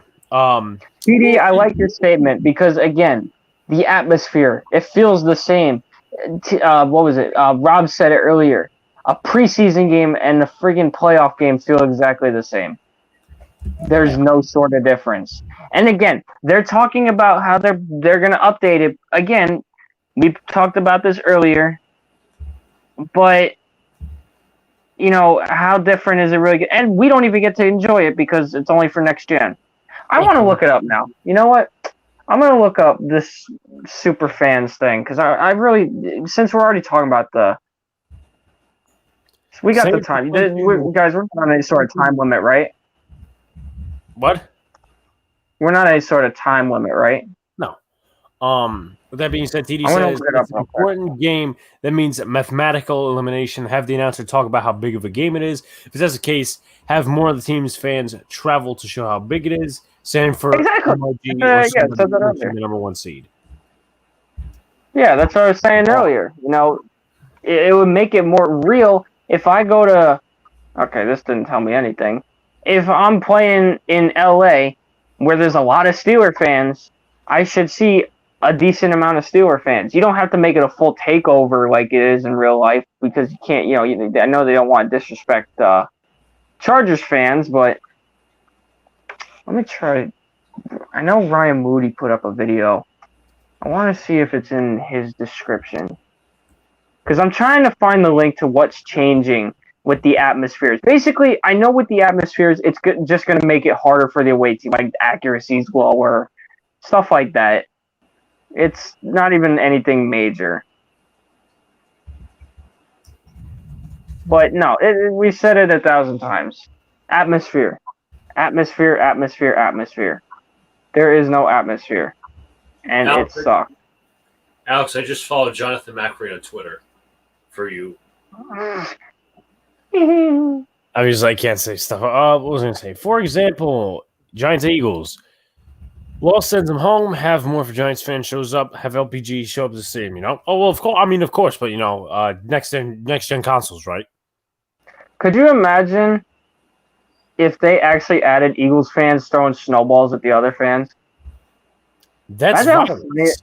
And violence is not allowed. Wouldn't it'd be funny, though? They're basically copying something they had at NCAA football 7 years ago. Yeah, exactly. He's really not wrong there. He really isn't. Okay, I found it. I just want to see if he I found the video. I want to see if he put it in his description. The link to the article he saw. Let's see. Of course, loading screens. Once again, Aaron Rodgers should have been on the cover. Yeah. Aaron Rodgers. There's plenty of guys. Chat. Tell us some people that you think should have been on the cover, aside from Brady and aside from Mahomes. Friggin' anyone else? Devontae Adams. Adams. He's another one, but he's not most popular. Alex. Remember, popularity contest. TD says they should have Eagles fans going up to a horse and eating its shit. They did after the Super Bowl. Oh boy. Okay. See, wow, right, he did not responding to people about beta codes. I'm surprised. Okay, I saw no link. I did see a video though from Ryan Moody that was showing some possible, nobody's going to confirm how true it is, possible leaked videos from Madden, and they'd say like the graphics look really bad. Someone said, no, TD said Brady versus Belichick would have been cool on a cover. I don't know how about. I think it would have been. It would have been good, but he's not a part of the coaches association. Yeah, no, he's entitled. So. Also, what was I going to say? I followed Sean's favorite on Twitter, Steve Summers. Okay. What did you say about him like a couple months ago that he has no idea what he's talking about? No, he doesn't even have the overnight shows anymore. At least not as far as I know. Every time I put it on, Salicata's on. He's spoiled ass. Yeah. All right, chat. Anything else regarding stuff that should be added to Madden? I know we've gotten over a lot now. You guys have had some amazing responses. I kind of want to see if you got any more. Oh God! Oh Alex God! or Luca, what about you guys? God. Hold on. Someone just said, and I'm looking through comments, that Chiefs didn't win the Super Bowl because of Pat Mahomes.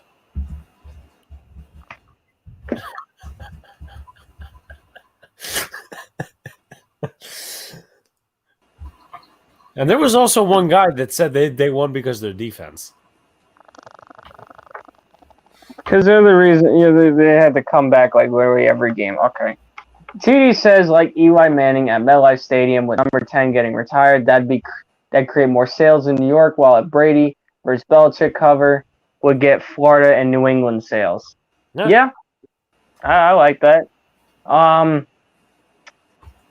That's also something they could add. Like, you have special games where, like, let's say the Giants decide, oh, we're going to wear the throwbacks today. You could have, like, a whole ceremony like that. You could have, like, when I went to the Steeler-Eagle game a couple years ago, they had some, like, Hall of Famers from the Eagles come to town during their halftime show. That's stuff that they could add, welcoming back legends. Like, for the Steelers, they could bring back, like, Troy Polamalu in the crowd, welcomed on the field, stuff like that. And the other thing that gets me, is that it took them however many years. Chat, you can probably tell me when the last time they had it was.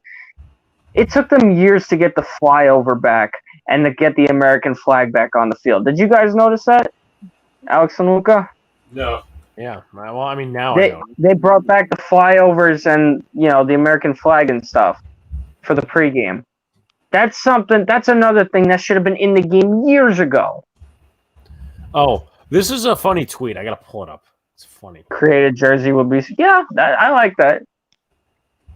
I like that. Adding expansion teams would be cool too. Not a bad idea. I wish I had the confidence of the designer of Madden NFL 22 cover. What the fuck is this? Literally, I could draw. What is that? This? What is this? A mountain? It's like, what are we? Mount Everest? Like, this is the plainest thing I've ever seen.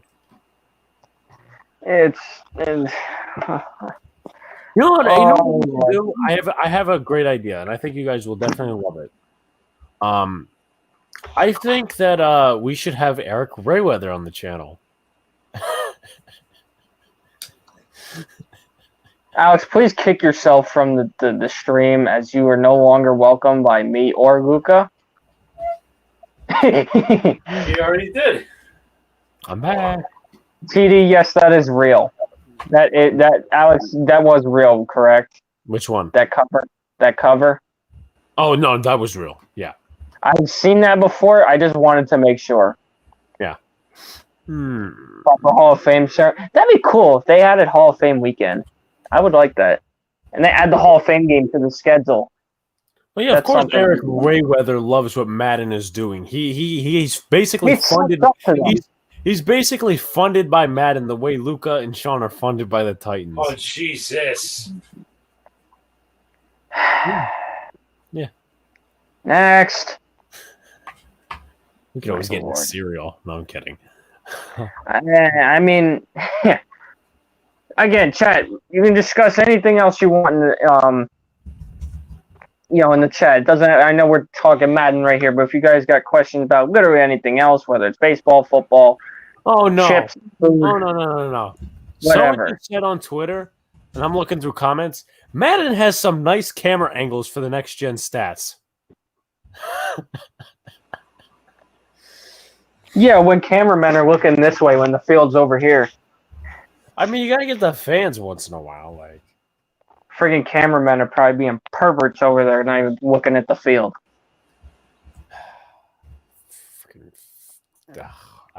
Okay, serious question when I ask this. Chad, you could correct me if I'm wrong. Didn't they remove cheerleaders from the game too? Another simple, basic thing that should be in the game. Yes, I'm pretty sure they did. I have not noticed them at all in any game. That's just another feature to atmosphere. That's a necessary part. And they don't even have that.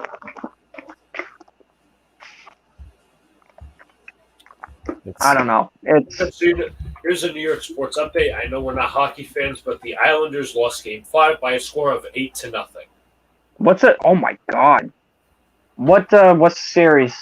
What's 3-2 what? Tampa Bay. Oh no! What was I gonna say?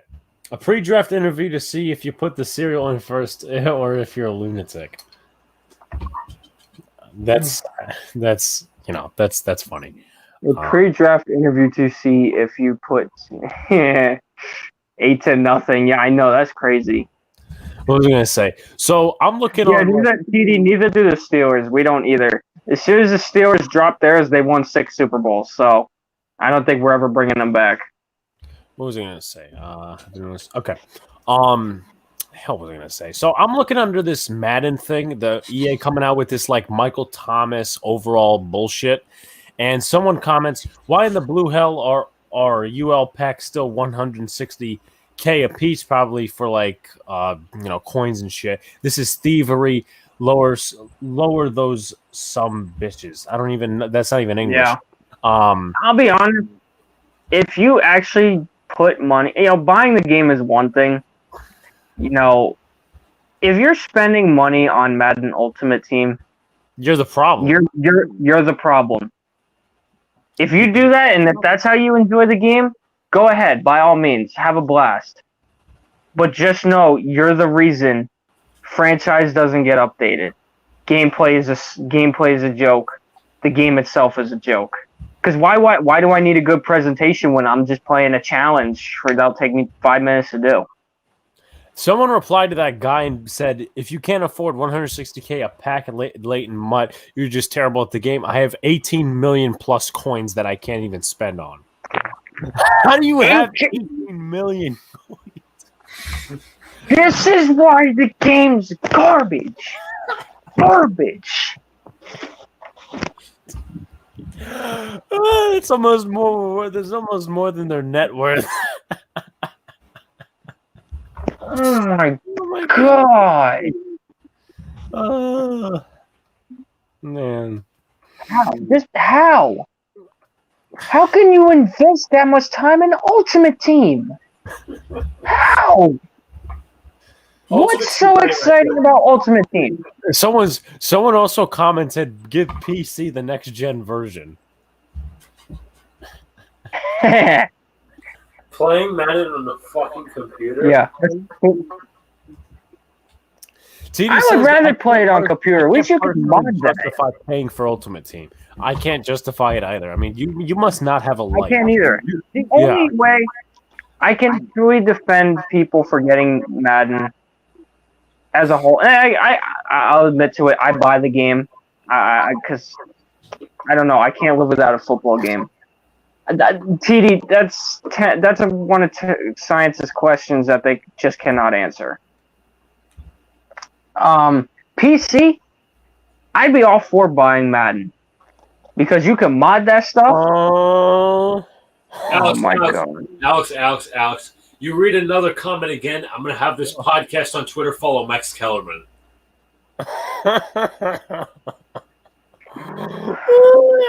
It's nothing. It's nothing. It's nothing. It's nothing. It's not like somebody spent $4,500 on a fucking Ultimate Team. Oh my god.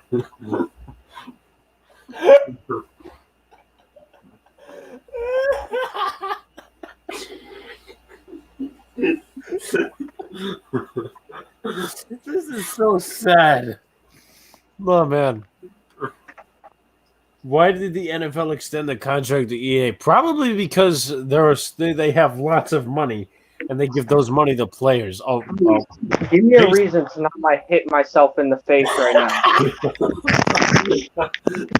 Give me a reason to not hit myself in the head with this right now. $4,500. Give me a reason, Alex. I'm about to be Brett Gardner in here. Bro, that's New York City rent right there. I mean,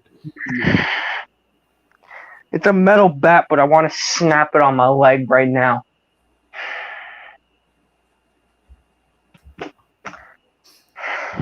oh my god, that was yeah. If there was no one here right now, I'd be Brett Gardner right now with the little.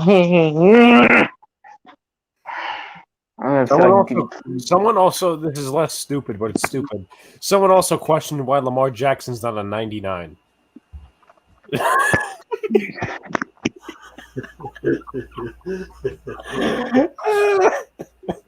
That man is over. Man can't throw, but let's give him a 99. Let's give a man who can't throw a football a 99. If my Ravens friend even admits he can't throw a football. Coaching Carousel is something I've wanted for a long time. I feel it'd be a really cool addition. Agreed. Let's follow EA. He's so overrated. No, don't follow EA. Stop. Stop right there. Stop.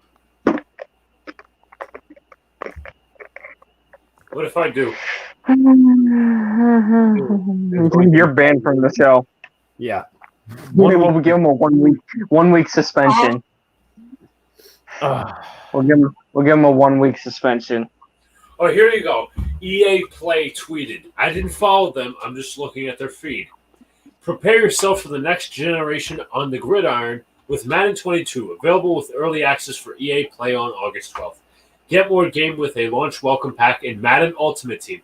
10% off your pre-order and member-only benefits of monthly Ultimate Team packs. I think TD has Alex, a great job. Alex, I think. Let's go. Let's Alex, donate to Patreon. Somebody says I'll wait on reviews. Alex, we're not much for cancel culture, but can we cancel Madden Ultimate Team, please? Yes. Let's all donate. Alex, make that a new banner. Alex, make that a banner. Hashtag cancel Mutt. Hashtag cancel Mutt mode. I'll put it in the chat right now. Hashtag cancel Mutt mode. I spelt it wrong. Damn it. How do you do that? My computer froze. This is amazing.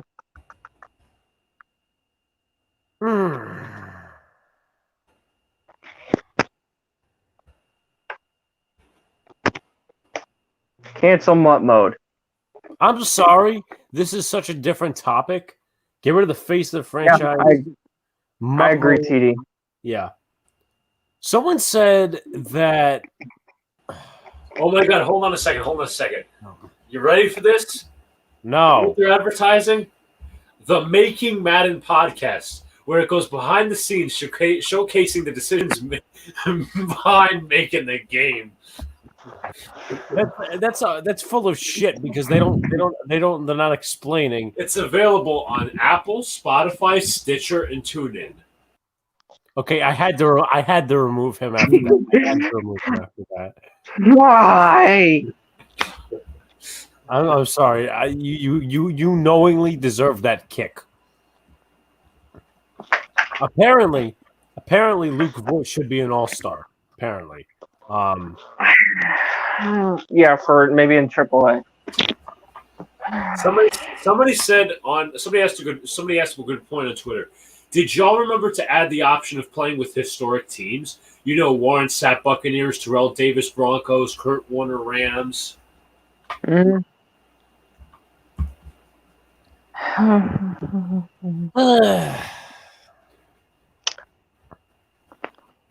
Shouldn't the podcast be called Copying Last Year's Madden?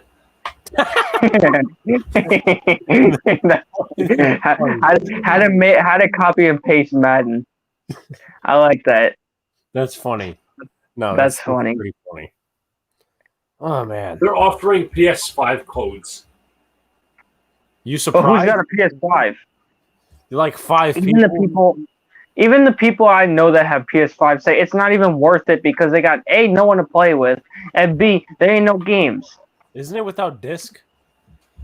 Well, you can get either or. You can buy disc or buy the disc version, or you can buy one without. Madden also tweets out, set those reminders for tomorrow's Madden 22 All Access Franchise Deep Dive, 10 a.m. You know, if I wasn't working at 10 a.m. to hear the same nonsense every year. If I wasn't working tomorrow, I'd say let's stream it. Ooh. Just so people could see our reaction. If I wasn't working tomorrow, I'd say let's do it. But I ain't doing that.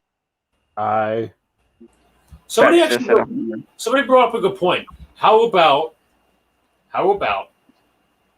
Madden adds online franchise with friends, same team, need more trade slots, need Monday night, Sunday night, Thursday night football. Edie says it would be cool to have an option to try to bring in guys like Eli Manning or Phillip Rivers, guys like that come out of retirement to play another season. That would be cool. That would be cool. That would be cool. It seems a little out there, but like if it's recent like that, Eli might be. I don't know what he retired. 2019? That might be a little far back. But friggin' what's his face came back. So Tebow. So I guess anything's possible. Yeah, I could get behind that. God, Tebow is going to be in Madden this year. I want to hear it overall. It is cool. It is cool. There should be an option for that in the settings. What was I going to say? So honestly, this has nothing to do with Madden, but I know that we're going to have it, but I looked up on Amazon real quick. PS5. Here's one option that came up. Mistake number one, going to Amazon. Secret. It's a book. How to get a PlayStation 5 before 95% of desperate gamers can. Well, guess what? More than 5% already have it, so you lost. More like 6%. Tim Tebow, 86 overall. Daniel Jones going to be 67. Yo, the ratings is so broken in Madden. Luca, what's so funny? Are you dying? Somebody asks, will next gen and current gen have the same capabilities?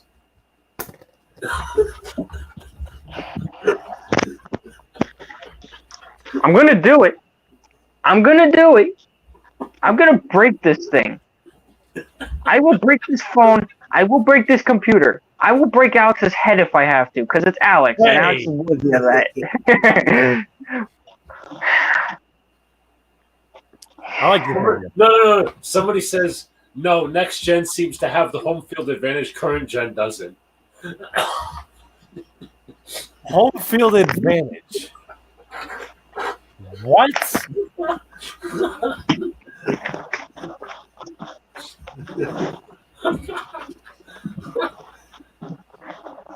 This is Twitter, right?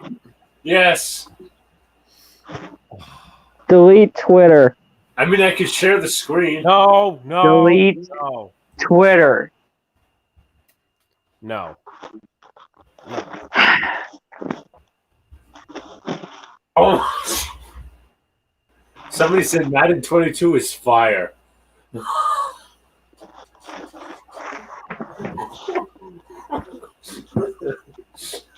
Who said this? Ray Weather? No. National Electronic Football Organization. Who the hell are they? Well, their Twitter bio is welcome to the National Electronic Football Organization Twitter page. Like our page for news and start dates for the NEFO and a chance to compete in Madden 20. So basically esports. Hope not. Luca, you have not made my day. Here you go. Here's a schedule picture released by Madden. This week they're going to be talking about franchise. Next week is going to be Dynamic Game Day. What? I'm allergic to that, by the way. I'm allergic to Luca's stupid comments. Then week of 7-5, which is July 5th, face of the franchise. They're going to talk about that. No one asked for the 7-12 Superstar Knockout. No one cares. And then week of 7-26 is ratings week. You ready for the ratings in about a month? Oh my god, I can't wait. You don't know how unready I am.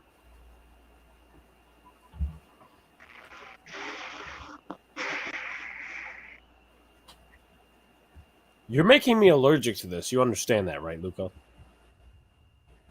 Yes. I've lost all my brain cells. Yeah.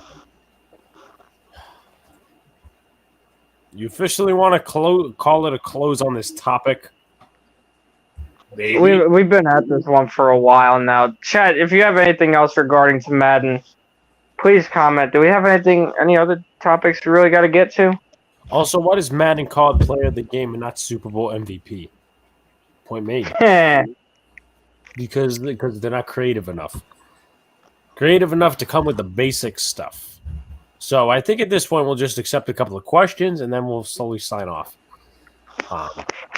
They're showing glasses unnecessarily. So I think in the next 2 minutes we'll take questions and we'll start with closing arguments. So it's just like the Madden discussion. Oh, I can't wait for Madden 22. Bro, it's going to have everything I want. We're going to need to start doing... Alex, make the next banner. Make your next banner hashtag make football games great again. Yes, sir. We have to do some sort of Madden stream where like you can actually see us on the camera. So I'm like, I got to figure that out. We'll learn that. Yeah. Eventually. Luca throwing a controller. Sean banging his head against the TV. Yeah. branching away from NFL real quick, how long do you think Nets window for success is? Do you see guys like Jeff Green or Blake Griffin coming back? Are we good 2 to 3 seasons from now? Luca, I'll have you answer first. Let me look at spot track real quick. I know Blake Griffin's free agent. I don't know if Jeff Green is. Check. Just gonna double check. I could honestly see Jeff Green. I could see on a cheap contract. I could see Blake Griffin on a cheap contract because I'm pretty. Blake. What's funny is Blake Griffin actually originally wanted to go to Boston, but then he chose Brooklyn. So I could see Blake Griffin coming back, but they do need a little bit of a fresh blood in there. And just also for you fans out there, I will be coming out. Right now. I'm still writing some profiles, draft profiles, and some prospects the Knicks can pick up during the draft. We will also, Alex, we'll also be streaming the draft, right? Yes. We'll also be streaming the NBA draft. As I said, Blake is still getting paid by Detroit, so he gets signed for the veteran minimum to return to Brooklyn. Yeah, that's true, because he did definitely fleece Detroit. I'm surprised they haven't sued him yet for malpractice or whatever. What do you call it? What was I going to say? Yeah, one of these days. Me and Alex have yet to decide a date, but we're going to do a what do you call it? A pod. Well, all of us are going to have a pod. Obviously, one of the podcast episodes, I'll be revealing my draft prospects and who the Knicks should target. I'll also be doing a free agency edition, so that's something I really look forward to presenting to you guys and hopefully getting your thoughts on it. Yeah, so, okay. I think we'll start closing it out here. 3 hours and 16 minutes, obviously very long, but obviously thanks to you guys, we've been going on this long. I'll have Sean, Luca, and then myself close it out. It was a good stream tonight. You know, we hit a lot of very good points. We did a lot of deep dives into everything we needed to. All in all, it was just another good stream. After this stream, I'm trying to think. We got next week. I only got 2 more streams left in Pennsylvania, so we'll make the most out of this one in these last couple weeks here before the good stuff comes for the 3 of us and what this will become. So stay tuned. It's going to get good. Luca? One stream today, especially talking about Madden and bringing up the retarded, excuse me, I'm going to get canceled for that, aren't I?